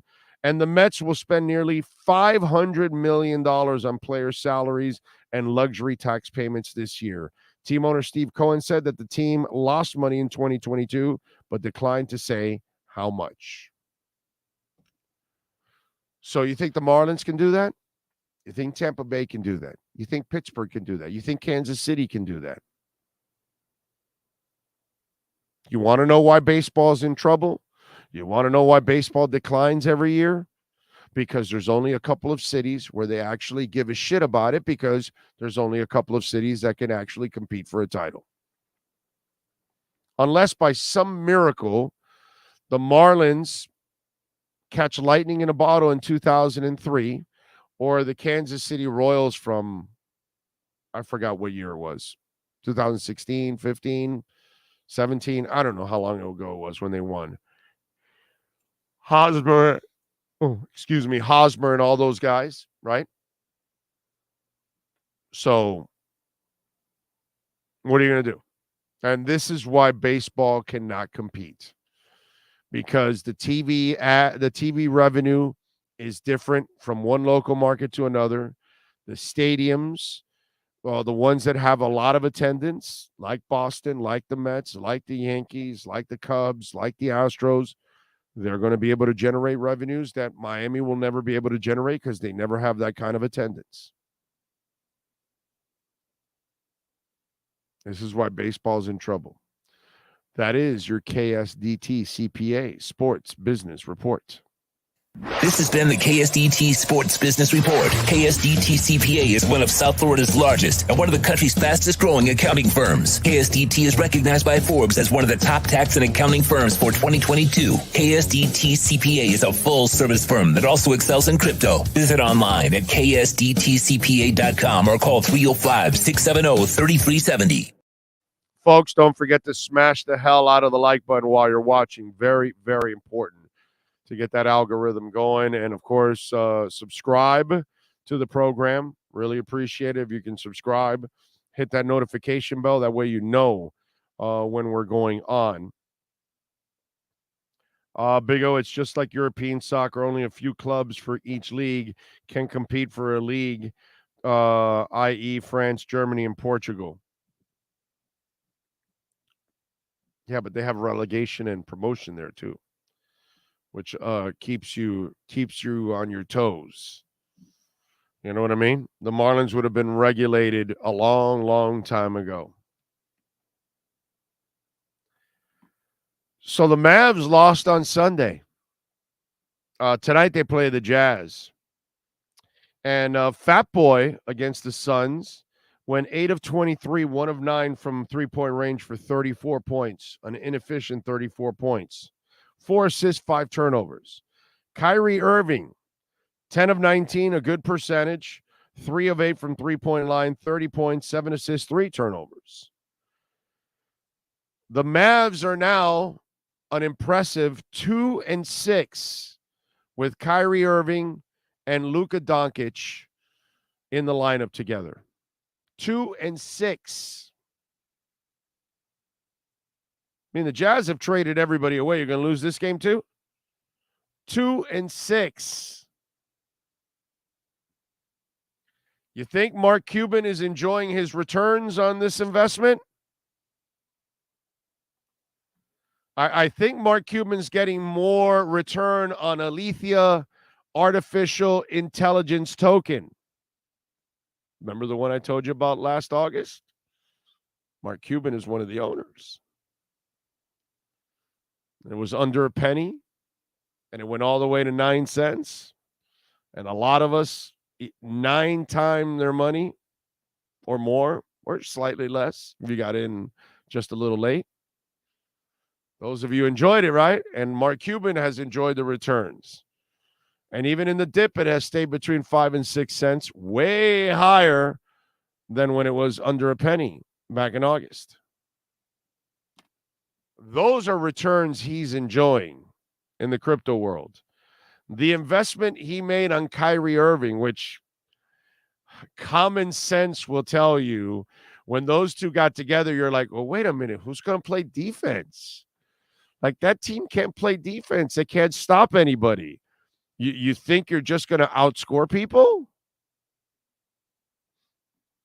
2-6 in the last 8 games. Or in the only 8 games that Luka and Kyrie have played together. Boy, that is really working out, huh? 2-6 with those guys. That's embarrassing, man. That's embarrassing. Edward says people go to baseball games to see home runs being hit. The Marlins need to go out and get a couple of sluggers. You are right, brother. I think I told you about this the other day, right? Some guy reached out to me like in the first or second game of the spring or whatever, and they must have scored some runs or something. And some guy goes to me, hey, the Marlins got something going on this year. And I tweeted back to him, I said, hey, check back with me in July when you realize that they don't have enough offense. Because I just looked at their lineup and I could see there's not enough offense. Unless some of these unknowns or something all of a sudden start having career years. And if, you want to tell me that 2003 is coming back again, then I can believe you that that's the case. Okay, fine. If that's how it's going to happen. But from what I see and what's proven, yeah, I like the kid you got from Minnesota. Sure. I like Jazz. Sure. You still don't have enough offense. And sure enough, you're 1-8 in the first 9 games. Your run differential is 40 runs already in 9 games. Think about that. Your run differential is 40 runs in 9 games. That means you're being outscored by an average of at least 4 runs a game.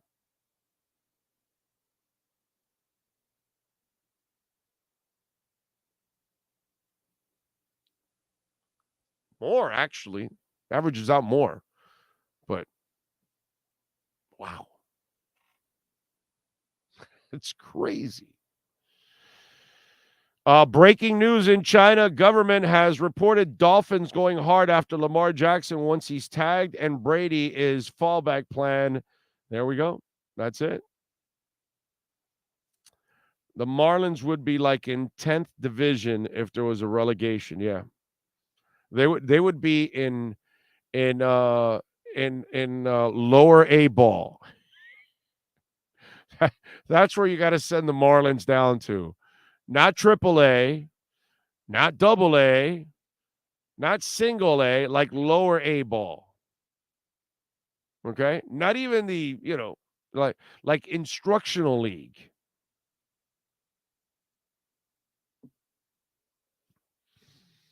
I say give it about 2 years before Kyrie demands a trade out of Dallas. 2 years? 2 weeks? What do you got, Sean? Hey, you need to get on with your boy Lee Sterling. Take some of his money. Huh? He just tweeted out, I don't trust the Miami Dolphins. Their GM Chris Greer, who's a mouthpiece for their owner Stephen Ross, when they put out a statement that Tua will be the QB next year. I bet they are trying to work Brady out of retirement or trading for Lamar Jackson or Aaron Rodgers. Well, I'll bet him anything on that one. That's what I'm saying. Go get that money. Go get that money. Yeah, I'll take. Where's he at? Let me see. Let me see. 15 minutes ago. Okay. Let me see. All right. See where he's at. Okay.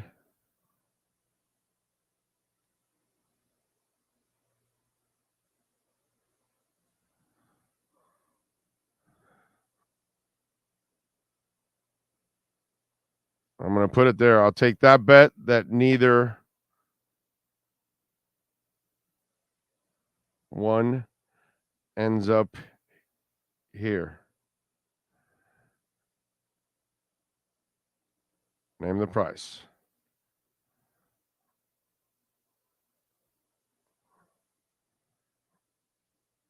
There we go. All right, let's see if he bites. I'll take that money. I'll take that cash, bro. I'll take that cash. Help me get to 1 Bitcoin. I that'll help me get faster to 1 Bitcoin. And we're still low, so it's time. Big O, what do you think about Crow? Do you think it may go up to 7 cents as my average is 35? See, my problem with Crow, I had Crow, and I was a big Crow believer, but after all the FUD with all the stable coins, I got out of it. Okay, and I sold off all my Crow coins, so I am not the one to ask. I am concerned about, all the stable coins. I'm not exactly sure that it's going to make its way back. Maybe in another year or two, once mass adoption takes over, then I can feel a little better about it. But I personally got out and sold all my Crow. Dumped it all. And I had a lot. So, yeah. And I took a hit. I definitely took a little bit of a hit, for sure. So, let's see, what else do we have? Why is it every time a player is released or rumored to be traded is coming to the Dolphins? Well, that's because that's what Dolphin fans do. They do that stupid shit. You know what I meant? I bet Lee Sterling was one of those people who also thought Teddy Bridgewater would be the starter by week 3. I don't know if he did that, but I'll take that bet any day of the week and twice on Sundays. Anybody that wants to bet me that Lamar or Brady are coming here, I'll bet you that neither one is coming here. Guaranteed. Guaranteed. So I will take that bet.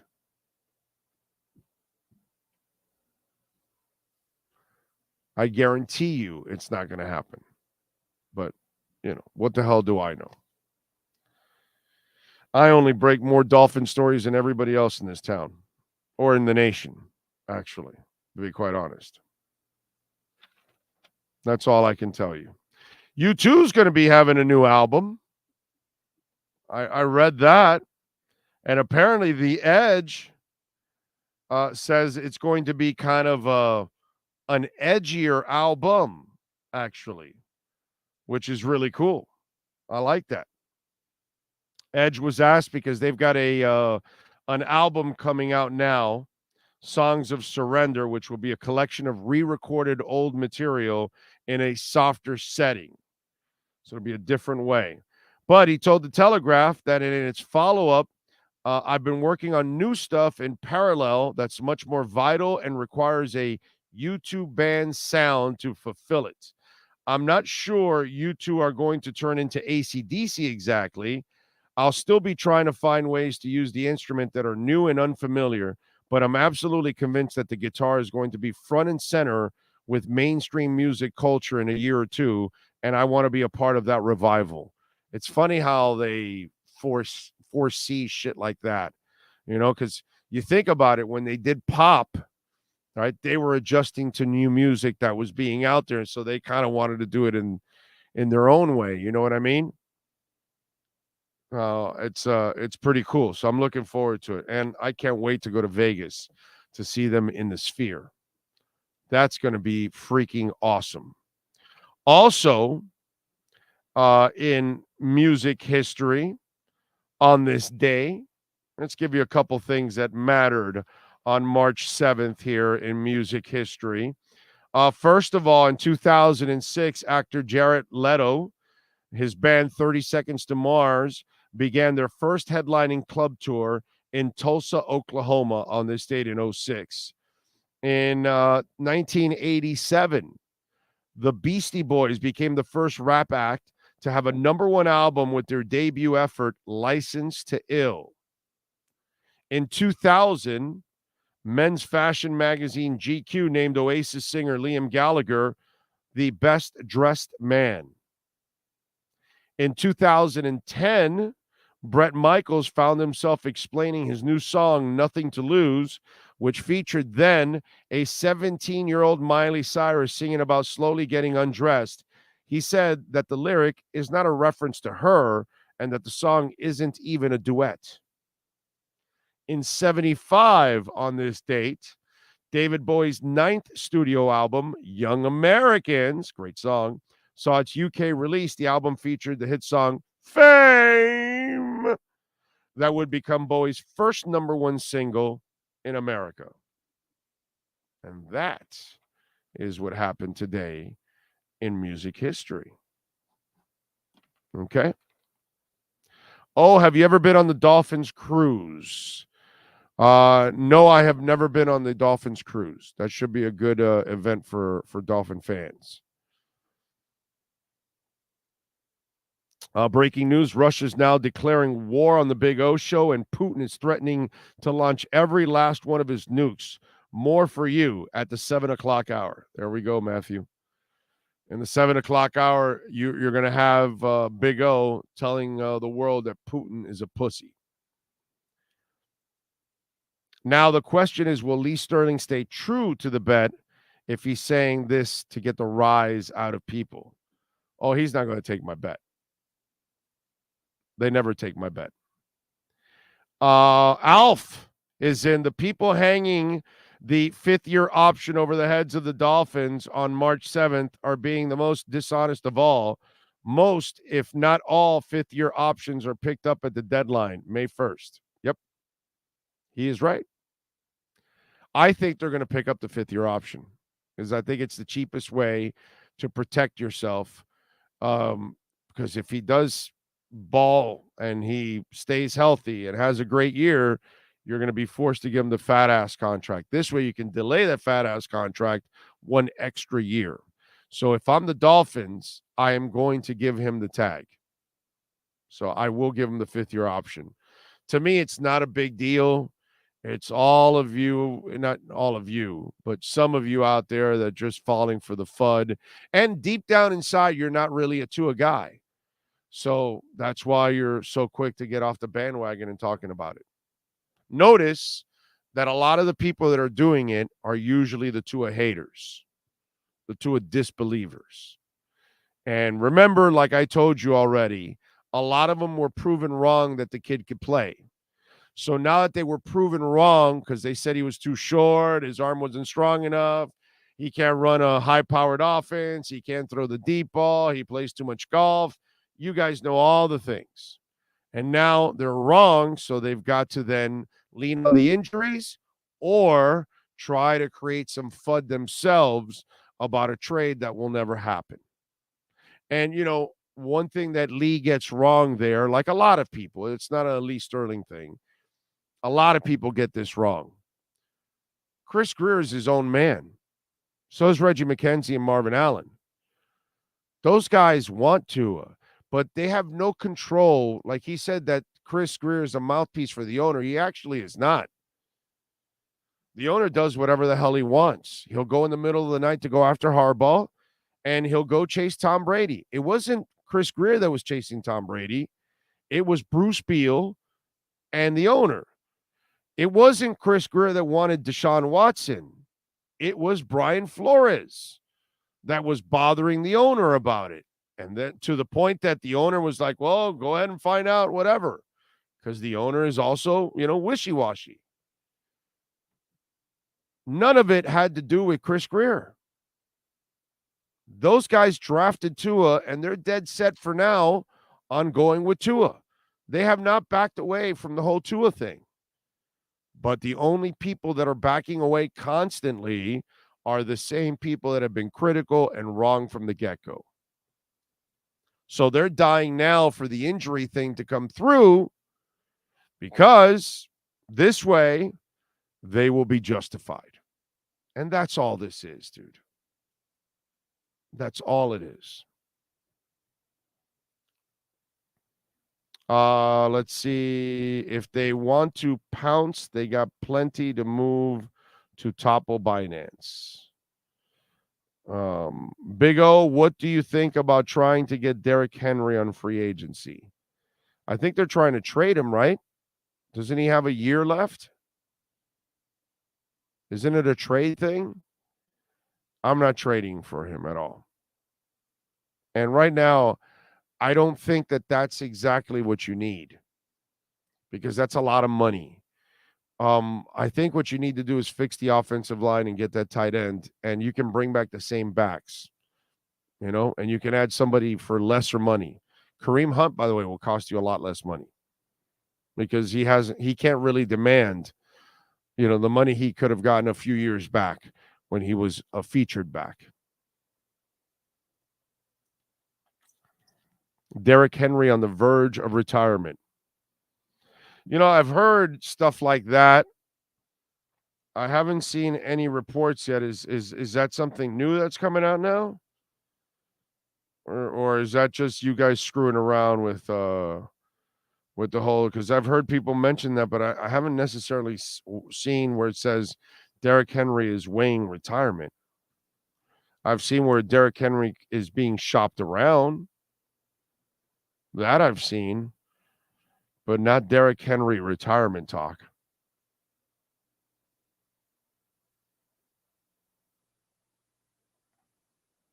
Let me see. Yeah, it appears to be on the trading block. That's all I see here. Yeah, being shopped. Yeah, I don't see any. I've heard people mention, retirement, but there's no reports of him retiring. It's more about him being on the trading block. Yeah.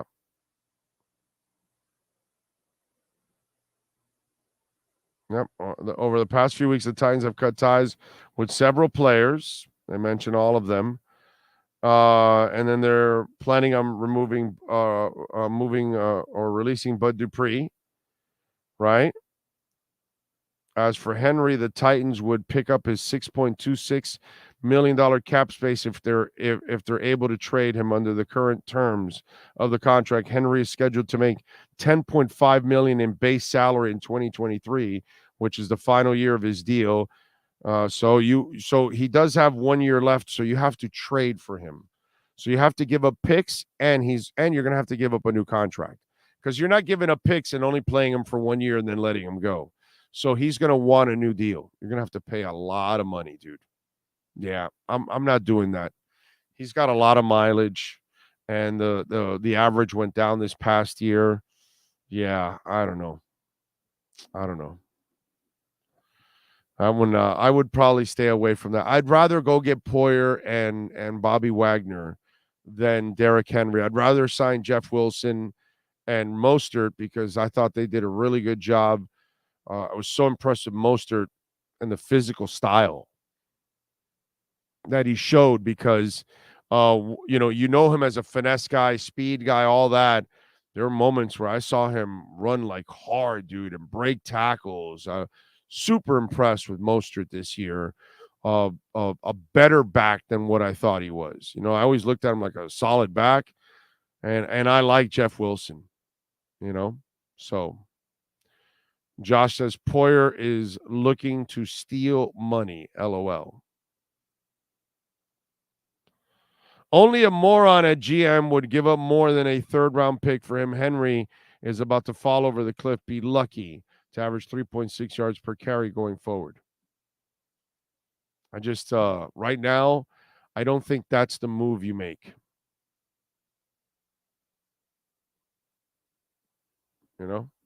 I just don't see that that's the move you make. That's just me. Let's see. What else do we have going on in the world of sports? By the way, Cutter's Edge Pro, we love talking about Will and Mike. 954-472-0622. CuttersEdgePro.com. Go check out the Instagram page. You can see a lot of the before and after pics. If you see one house that has a beautiful Sylvester in the front and you see a little putting green on the side of the house, that's my house there, man. And it is awesome. I'm telling you, artificial turf has changed my life. 954-472-0622. Our dogs love the artificial turf. It is a blessing, the artificial turf. I'm not watering the lawn all the time. I am not cutting the grass all the time, so I am saving money all the time. Go to CuttersEdgePro.com. Call Will or Mike, 954-472-0622. Man. They know how to get it done. Cutter's Edge Pro. Good people out there, man. Will and Mike. What else do we have? Lamar Jackson expected to get tagged as a franchise player. Negotiations have broken down between the player and the team. Jackson, in fact, I saw a report this morning, is not even engaging anymore in talks. In other words, not a fully guaranteed deal. We're not talking. I'm out of here. This will end up in a holdout. I've been telling you this for a while. This will be a holdout. It's going to get ugly, and we're going to find out if anybody is truly interested in paying Lamar Jackson and trading for him. That's that to me is going to be the interesting part of it. If somebody is willing to actually pay him a fully guaranteed deal and a trade. I just don't believe that. I don't believe he'll get the same or more guarantees than Deshaun Watson did. There's not one part of me that's believing that crap. Let's see. Adrian Peterson was the exception to the rule. Most running backs' careers are over after the workload. Guys like Henry have had time for a new running back once they hit 27 years old, unless they don't have the mileage. Well, he's got a lot of mileage. I agree. I think that the running backs we have now are suitable for this offense. We just need to run the ball, fix the O-line. When I see Derrick Henry at this point of his career, it makes me think of Earl Campbell at the end when he was traded to the Saints. Not much left in the tank. Yeah, it's you got to give him that next contract. They're not. See, they might think he has something left for this year, but it's the year after and the year after that, and you got to give him. Remember how? Okay, I love Jimmy Butler. Okay, I love what he's done for the Heat. It's been fun to watch. I would have never given him the extension. That's what I'm talking about. I think that extension becomes worse and worse every year. You gave him originally a 4-year contract. That's what I would have played out this last year. And I would have said, Jimmy, it's been great. Thank you. And I would have kept the team fluid without him and Lowry. And you would have had a lot of money left over that you can get a star if there's one that's disgruntled and wants to leave. But you've put yourself in a position that's a tough one. And I think whoever signs Derrick Henry puts himself in a really tough position, ahead of time, because Derrick Henry, that deal will not be a good deal.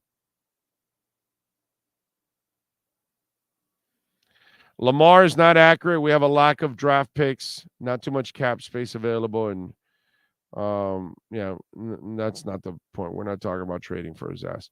What are your opinions on automatic balls and strikes if you're not ready by the pitcher? Yeah, I have no problem with that. I get it. The problem, listen, man. I don't have a problem with the speed of baseball, but younger people do. So you've got to make it, less attention span. It's just the way the world is. People don't have the attention span. It's not their fault. And you've got to do something. So if you're going to get kids to watch or younger people, you can't have a 3.5 hour, 4 hour game in baseball. You've got to make it faster. It's funny how people talk about soccer and you see young people gravitate to soccer. Do you know why? It's done in 2 hours.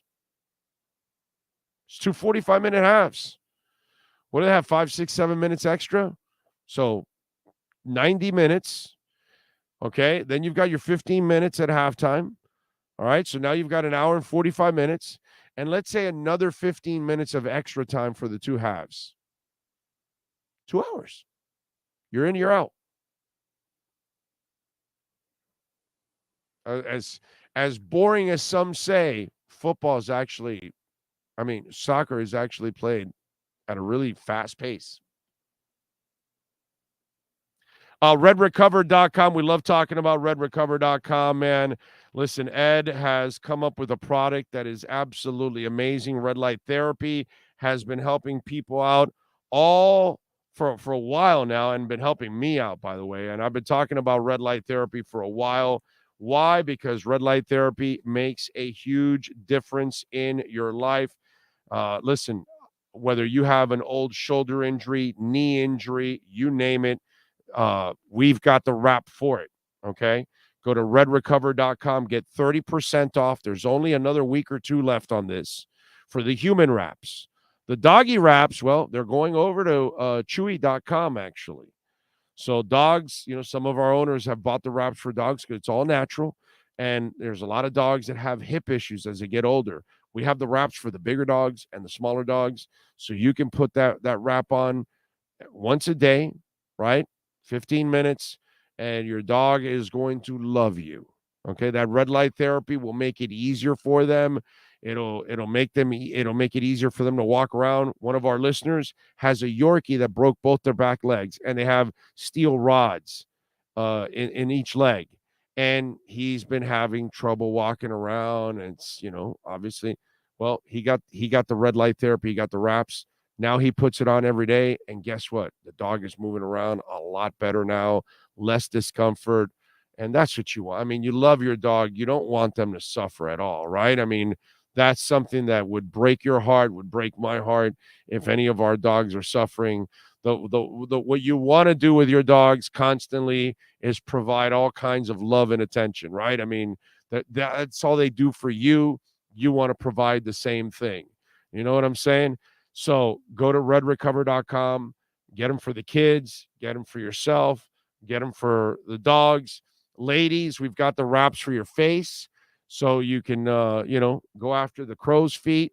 The hats are about to get approved by the FDA because the lights work and everything. They're approved by the FDA. But the problem is they got a new hat.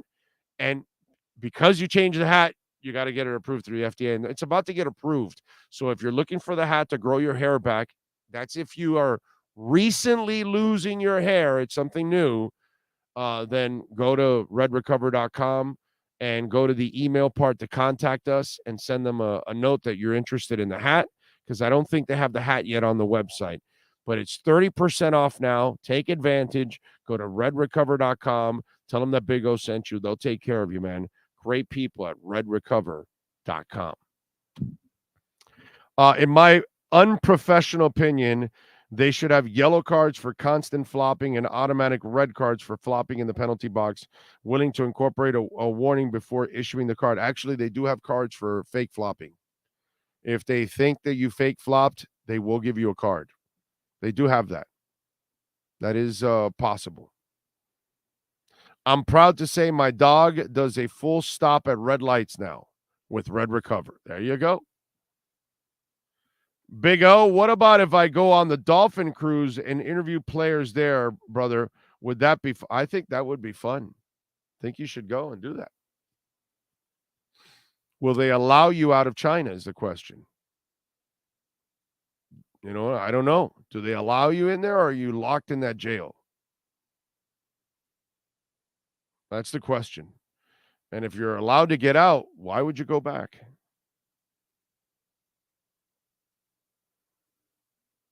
Don't go back.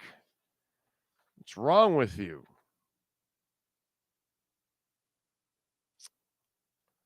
What else do we have going on? I see there's a report that Disney may go after Adam Silver from the NBA, the commissioner, because Igor Eisner, whatever, what's the guy stepping down, so they're looking for a replacement, and apparently they've approached him before, but they think that Adam Silver may be part of it now, that they may go after him to bring him over to Disney. There you go. He can fight Ron DeSantis. By the way, I've told you before that I probably would, vote DeSantis because he's handled the financial stuff well in this state, because he has. But, man, all the other stuff, can't, bro. Can't. So I got to vote for whatever turd they give us on the other side, whether it's bum-ass Biden or somebody else.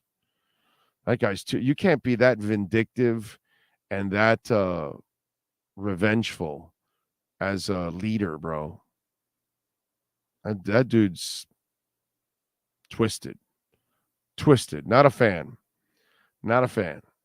What he's done lately too, and he also said he would sign a 6-week ban for a 6-week abortion ban, and that to me is.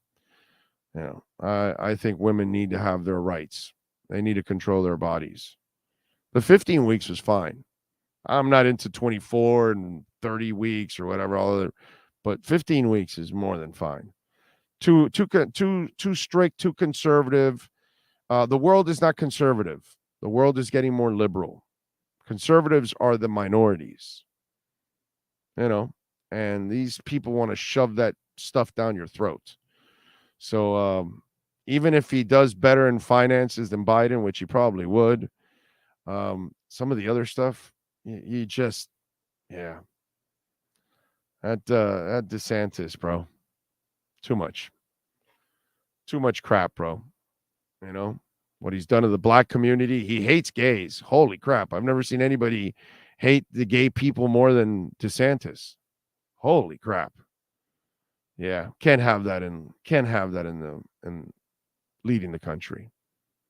Can't. So sorry towards the end here, but because I did mention that if I'm stuck in a corner, I may have to vote for DeSantis now. Yeah, nah, too much.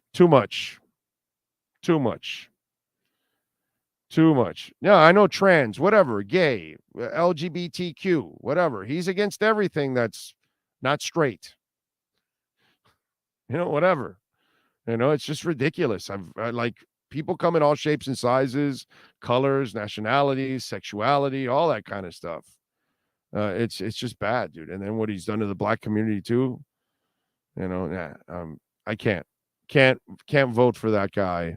Like the worst part for Republicans is that they're going to end up going the Trump route, right? Or DeSantis, and they will probably lose again because people aren't going to go for that kind of leadership. That kind of leadership is not going to win. The MAGA type leadership is not going to win. That's kind of been proven over and over and over again. The country's not going for that. So less and less people are voting for that. Not more and more, less and less. That's the beauty of what the Trump thing has done. You know what I mean? Like my voter's registration card still says Republican on it. Okay. And that guy alone has destroyed the entire side of the Republican Party. And if those fools allow him to get there again, he's going to lose again. He has no chance at winning. Zero. So it's weird, So old ass Biden is going to win at 97 years old again. Yeah. That terrible president is going to end up winning again because you have the other two guys that act like complete idiots, man. Yeah, I know. Banning African American studies is just ridiculous, Stephen. It's just everything he's done with the black community and the African American studies. What he's done, everything that he does against the gay community, as it is, and the fact that he's also going to go with the abortions, where he's going. He already said that if a 6-week one comes across his table, he's signing it. So he's going to go as far as the other idiots that Trump put in place to overturn Roe v. Wade. And we can't allow Roe v. Wade to get overturned. That's ridiculous. We're not in the 1950s.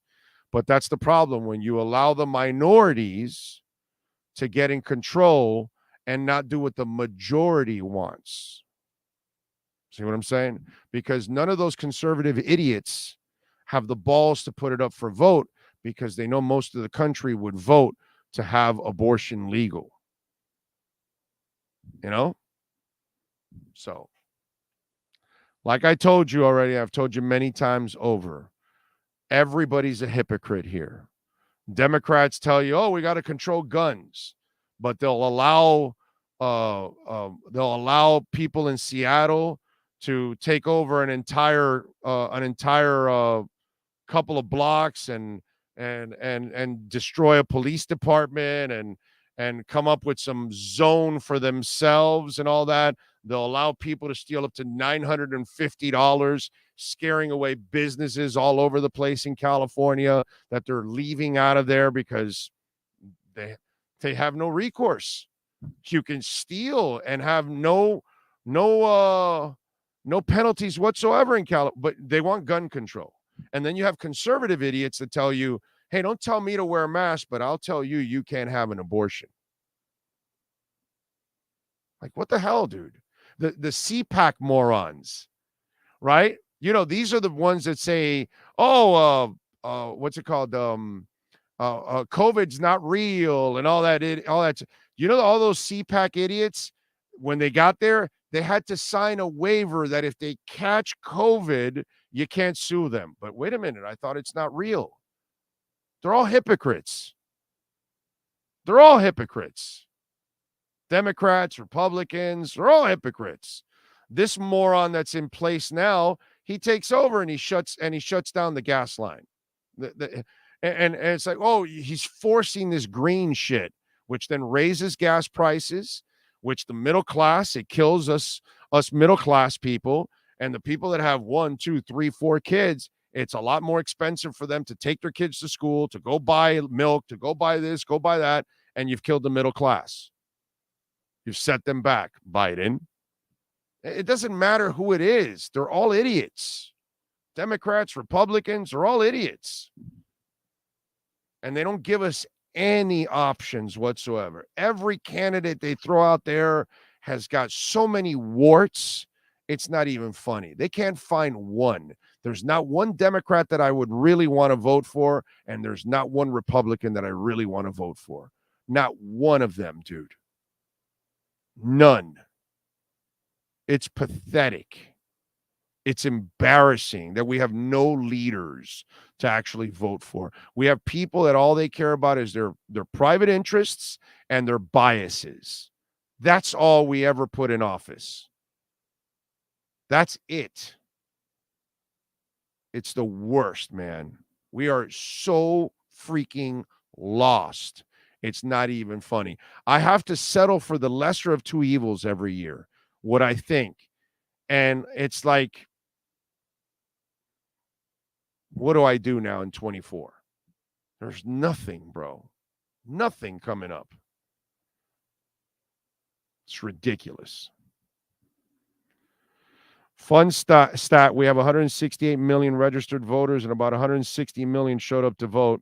Glad everyone showed up. So silly. Nothing going on here. Yep. Warts are more like warped. Yeah, they're all warped. I always say, don't vote. I won't make a line to vote for any of these clowns. Actually, Alf, I never make a line because I always go early voting. And every time I go, Alf, I go to that library that's off of Kendall Drive and 153rd. And dude, there's nobody ever there. I always go like early. I never go on the Tuesday. Only morons will tell you, moron candidates will tell you, hey, go on voting day. Yeah, that makes a lot of sense. Make a line, deal with all the idiots telling you, vote here, vote there.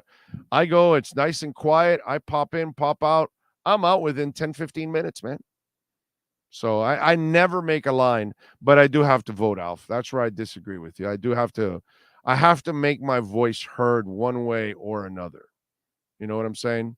So I have to, even if it's a shitty person I'm voting for, which usually I'm voting for a shitty person. So yeah. New York Post suggesting Derrick Henry to the Finns. Yeah, I know, and that really makes all the sense in the world. They're way under the cap. They don't have picks, so they're going to go trade for Henry, who then wants a new contract. They've got to pay Sealer. They've got to pay Wilkins.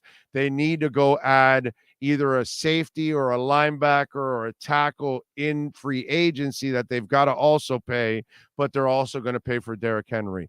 That's why the idiots at the New York Post don't know what the hell they're doing, and they couldn't find their assholes with a funnel because they actually don't know what's really going on with the team and how it doesn't make any sense fiscally to actually do that. But hey, let them do it. So there you go.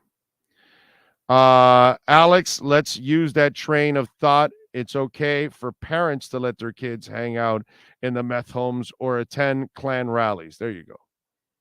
Local elections are more important than national. Yeah. Big O, I said over and over, elect clowns, expect circuses. Well, that's all we get every 4 years. It's just clowns. Okay? We have one that trips all over himself, and then we had another one that looks like a baboon. I've never seen anybody that paints their face orange. It's the weirdest thing. I want the president of El Salvador to be my president. He did a great job over there, bro. He cleaned out all those scumbags.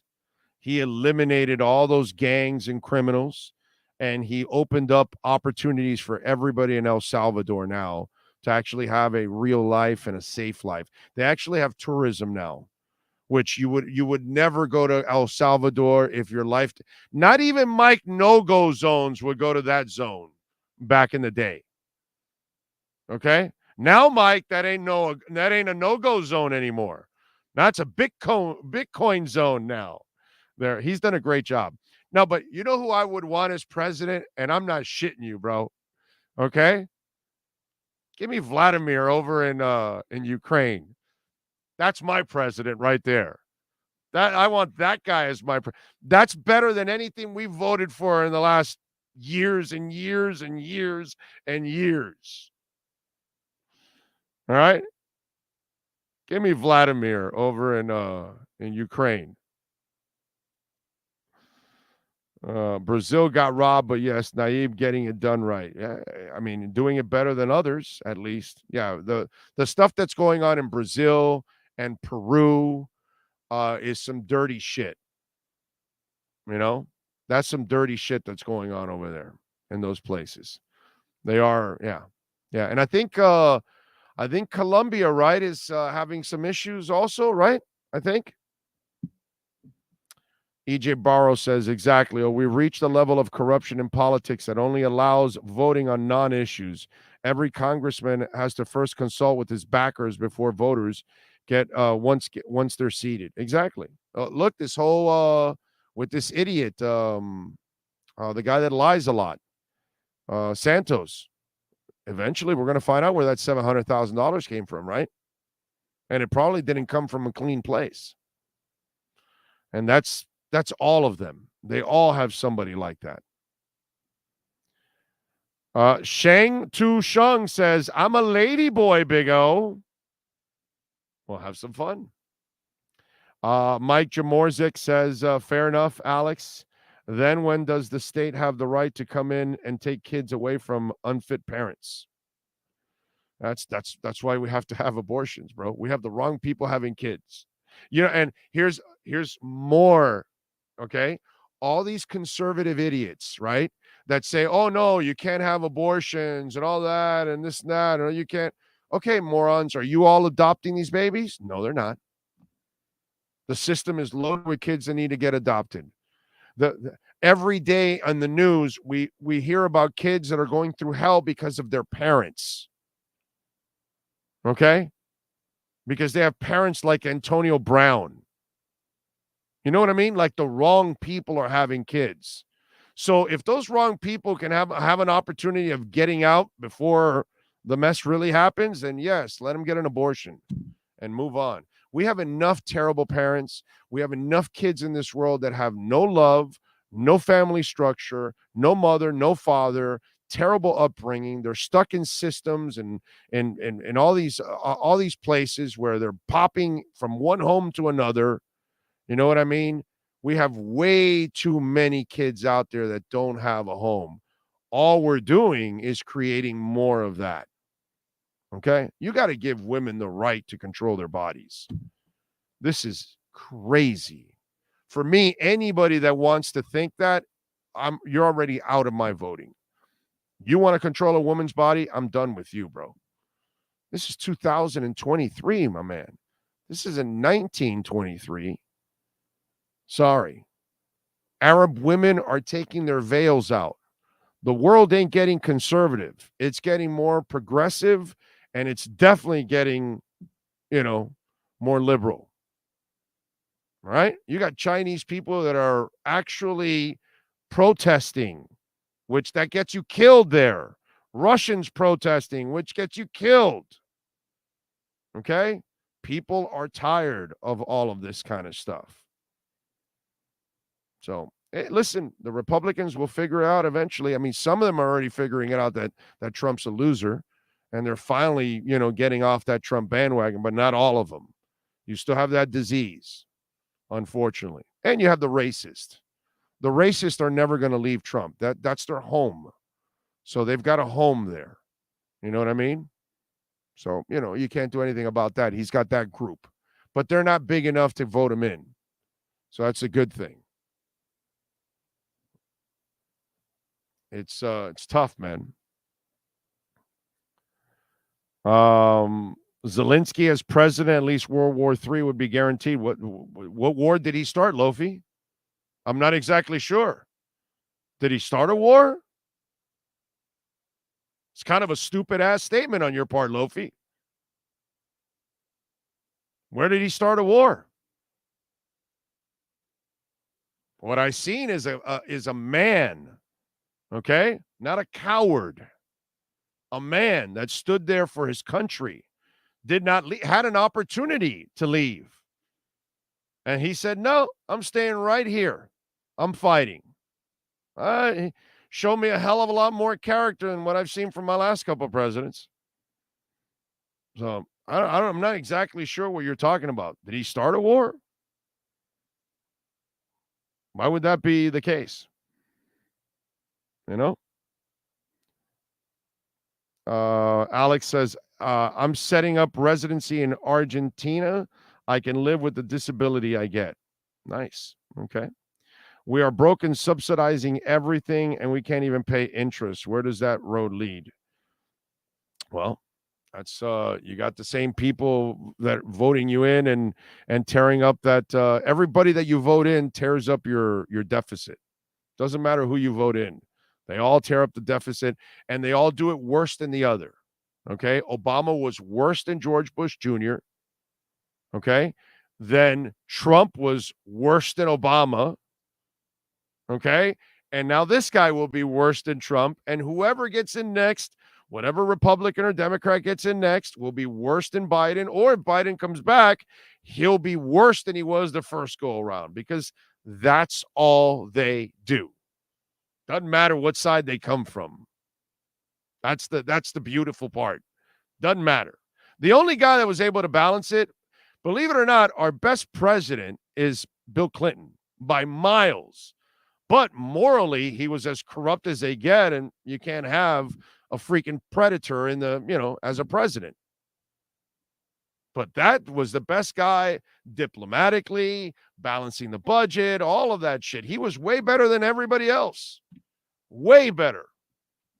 Really smart dude. But damn it, bro. You had to be a scumbag too?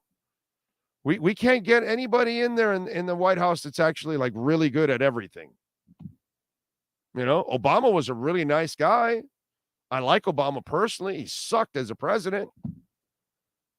You know what I mean? As people don't follow politics. They just, I like Obama. Well, yeah, he was likable. He's a decent human being. But his politics and his budget and all that shit and the deficit went through the roof, bro. It's disgusting. We don't vote anybody in that's really good. None. They all screw it up one way or another. It's amazing. Yeah, Clinton was the only one. Clinton is our best president in my lifetime. The most complete president to do his job. He was a scumbag. Forget about the human being. It's even a loose term to use him and call him a human being. But the job as president, he smokes everybody. Everybody. It's not even close. But again, you can't keep a predator in office. It's terrible. Chris Doherty says, does anybody draft that the Dolphins can actually possibly get look like a locked? What? Does anyone in the draft that the Dolphins can actually possibly get look like a? Yeah. You want me to go out on a limb? Get me Tucker Kraft in the second round out of North Dakota State. Yes. Get me that dude, and we're good. We got ourselves our two-way tight end. How do you like them apples? All right? Give me Darnell Washington, which I don't think he'll last to 51, but give him to me, and I think we're good. I like him a lot. I'll go out on a limb. Yeah. Those are two right there if you want. Okay? Edward Thurston, Trump's base going to get a lot bigger in 2020. Bro, Edward, I know you're locked in. Bro, he lost by 3 million to Hillary. He lost to Hillary. And he lost by 7 to Biden. And in the midterms, he had 7 losers, and they all lost. What are you talking about? Edward, bro, do you live in South Florida? Please. Thursday, I'm at Hialeah Park. And Friday, I'm at Canesworth. Bring all the money you want. Let's bet anything you want that Trump has no shot at winning. Please, bro, please. I love stupid people. I love taking money from stupid people. Please come to the Caneswear, okay? Please, bro, come to Caneswear on Friday. Please bring money, because I love hearing that. Because the guy lost to Hillary, then lost by more than double that to a terrible Biden. And then his politics, and he's about to be indicted, he tries to put in his 7 dummies in the House to help him, and his 7 dummies got shut down. You don't follow politics at all, Edward. Seriously, you don't. Nobody went to CPAC. Place was empty. He can't hold big rallies anymore. He can't afford the big rallies anymore. You don't follow politics, Edward. Okay?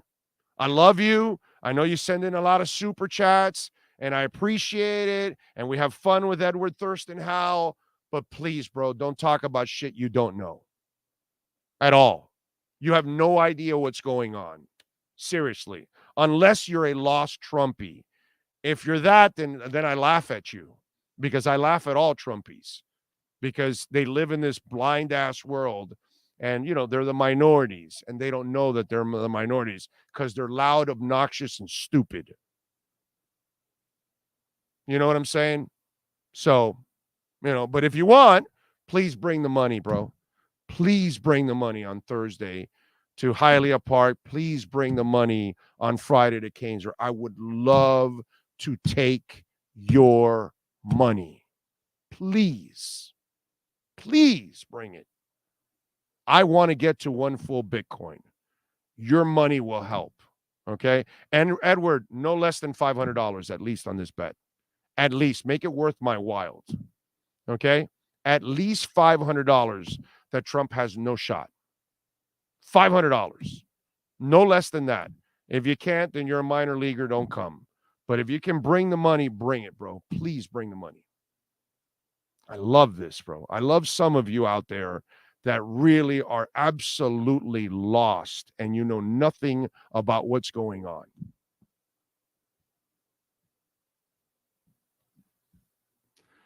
Edward is the reason corporations raise prices because he believes the president dictates product pricing. Yes, Ed, the president is going to dictate all prices to OPEC, Exxon, Dutch, Shell, and Gazprom. What happened? What is somebody say something? Trump. Let's see. People tired of yeah, it has nothing to do with that stuff. That's silliness, Edwards. I didn't even get to that second part because just when you said the Trump base is going to get bigger, I laughed at your ass already. Like, that's the stupidest shit in the world. You're clearly not following anything. You're clearly not following it. Oh, man. That is awesome. Awesome stuff. That's fantastic. I love it when people, you can tell, they really don't follow what's going on and know what's going on. Networks are dropping his ass. They don't want anything to do with him. Amazing. By the way, Welton Rayom, if you are looking for a law office, folks, in South Florida, and also in the Keys, because they have an office in the Keys, 954-966-4646. Personal injury. Did you get into a car accident, slip and fall, something happened? Do not deal with any insurance company. You first call Welton Rayom. They will call the insurance company. They will handle everything for you. And remember, when these insurance companies already know you're being represented, it catches their attention. And then when they find out about Welton Rayom, then they're going to get a little nervous because the reputation is big time. They've been at this for over 2 decades. They've been bringing insurance companies to their knees. I told you about this before. They had a couple months back where they brought in a case. They had like 180-something people part of that case. They took care of 180-something clients that were going after a big company. And Progressive was mistreating us when we had some idiot kids go through the wall of our house. And Welton Rayom freaking crushed Progressive. I witnessed it. I saw it firsthand. Okay? So bankruptcy, homeowner property damage, condo damage, criminal defense, business owner claims, commercial litigation. Call Welton Rayom, 954-966-4646. Dade, Broward, Palm Beach. Man, you're probably in Martin County. You can still call them. You can do it all by phone pretty much. Maybe you might have to travel down to pick up a check. And what the hell? A little drive to Hollywood to pick up a check. There's nothing wrong with that. And we've got offices also in Monroe County. So for our friends in the Keys, you have some kind of water damage, storm damage, wind damage, something like that. I'm telling you, Welton Rayom, 954-966-4646. Call them and tell them that Big O sent you. I bet Trump won't even win his primary. Well, the Green Lion, I'm not going to go there. Okay? I'm not going to go there because that entire side is polluted with that guy. And if they put a big field and they have a lot of people, then Trump easily wins. If they all step aside and realize that we've got to put the best candidate forward for the Republican Party to go up against Trump, whether they think it's DeSantis or not, they're going to need one person to go up against him. Then maybe you can win it that way. But the problem is the Republicans are idiots, and they're going to have 8, 9, 10, 12 of them, and that's going to spread the vote, so Trump will have more of the majority out of them. So it is still possible he can win the Republican nomination, okay? Now, if he's indicted and all that stuff, and maybe, who knows? But it's still possible that he can win the nomination. What I think he has he can run against a turd basically Biden is a turd, but let's say a turd without legs that fall, just a turd. And Trump's going to lose. Trump's going to lose to everybody that he runs. Okay. Republicans, the moderate ones, will all vote for nobody wants with common sense. Nobody wants the MAGA crap anymore. Nobody wants the hateful stuff, the dividing shit. Some of the Republicans are waking up from that already. Finally. They're realizing that they've lost a portion of the country, and that's why they're not winning, and that's why they're losing seats, and that's why they lost the biggest seat in the country. You know what I mean? So some of them are getting smart, and they're realizing that Trump is not the way. I credit those Republicans. God bless them, bro. Eventually, you'll flush this MAGA shit out. You got to flush the Matt Gaetz. You got to flush the Marjorie Taylor Greens, the Trumps of the world. You got to get that crap. This Santos. I mean, the Republican Party and McCarthy hangs on to that guy just because he needs the vote.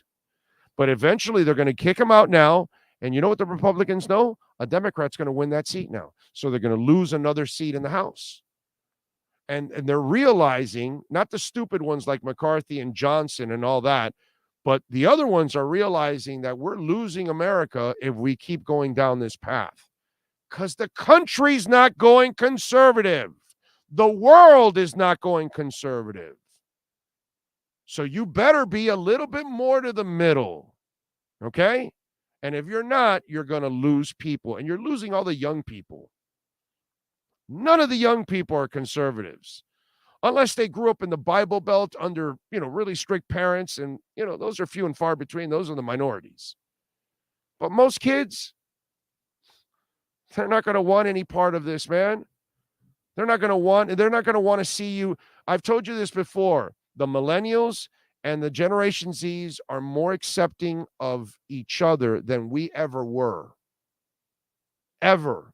So you think they're going to tolerate you hating on the black community, you hating on the LGBTQ community, all that kind, you controlling their bodies and all that kind of stuff? Are you kidding me? You can't make these young people go to work 2 days in a row.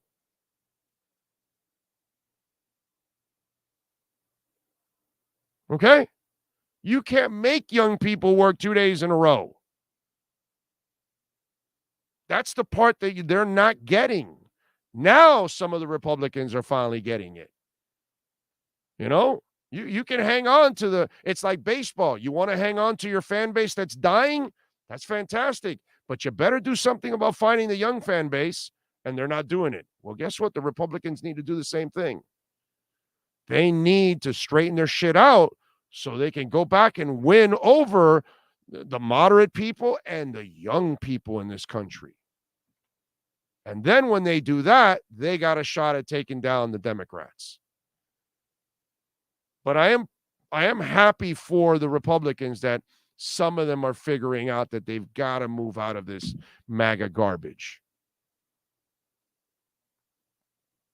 Those are the facts, man. People don't want to live with it. Whatever you want to, but that's and maybe that'll give us a chance for one of these sides to come up with a good. Nobody has a good candidate, bro.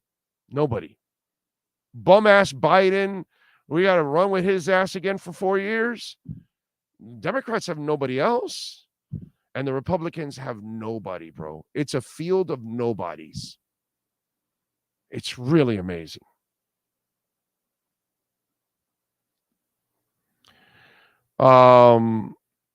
Let's see. I still don't know what policy Trump made that was bad for U.S. Helped my father when he got a veteran's choice of doctors, helped VAs. You mean the guy that calls prisoners of war losers? That guy Trump? That guy Lofi? The guy that didn't want injured army or soldiers in a parade because it shows a sign of weakness? You mean the guy that that trashed the Arizona war hero and was making fun of him? You mean that guy? You mean the guy that the guy that admires how Hitler's generals loved him, yet they were part of the ones that killed him? You mean that guy? The guy that's not very smart, that really doesn't know much about history, and the guy that you mean Lofi, the guy that wanted to put disinfectant in your veins to kill COVID? Are you talking about that guy? The guy that started an insurrection and doesn't care about cops and oh yeah, no, yeah, of course. Yeah, Lofi. Way to go. Yeah, he really cares. Que clase come mierda.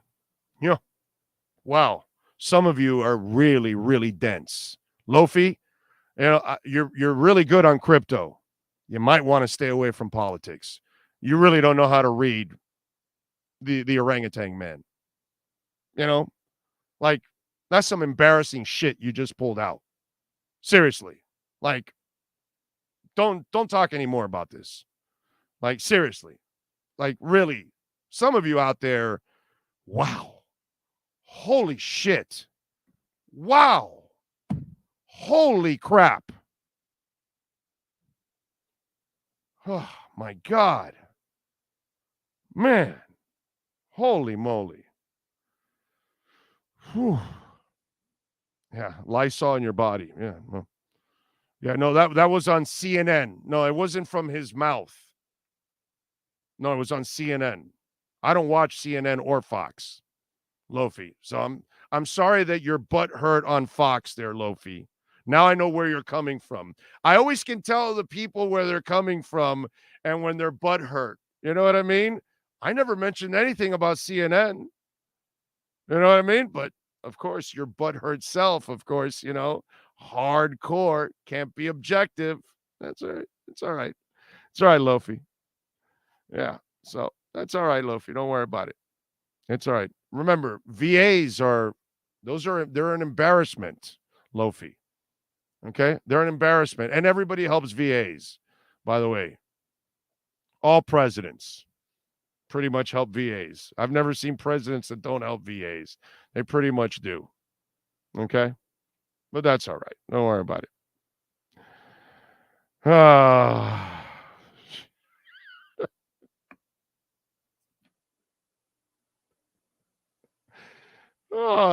Thanks, Lofi, for the entertainment. The first class stupidity on your part is entertaining. Damn, that's some dense ass shit, Lofi. Holy crap. Stick to crypto. Stick to crypto. Stop embarrassing yourself with the orangutan man. All right, let's wrap it up here. We thank Manny Navarro. We thank Alex Winley. And we thank a couple of you down there down the stretch with some entertaining, stupid ass shit. We appreciate that immensely. It's always good to slam it. So, we're not going to tolerate it. We'll cut it off at the pass and crush it with facts. You know what I mean? Unlike some of you out there that have zero facts. Just accusations and empty accusations as it is. Typical of the people you follow. We will see you tomorrow at 8:45, getting ready for a little Inside the Paint with Ira Winderman and, of course, Kurt Heelan, our Red Recover Inside the Paint show. Remember, 30% off the red light wraps. All right, so if you're dealing with some knee or shoulder or back or any kind of pain or discomfort, or you want to optimize your workouts, redrecover.com, get 30% off. We'll see you tomorrow morning at 8:45. You all be good out there.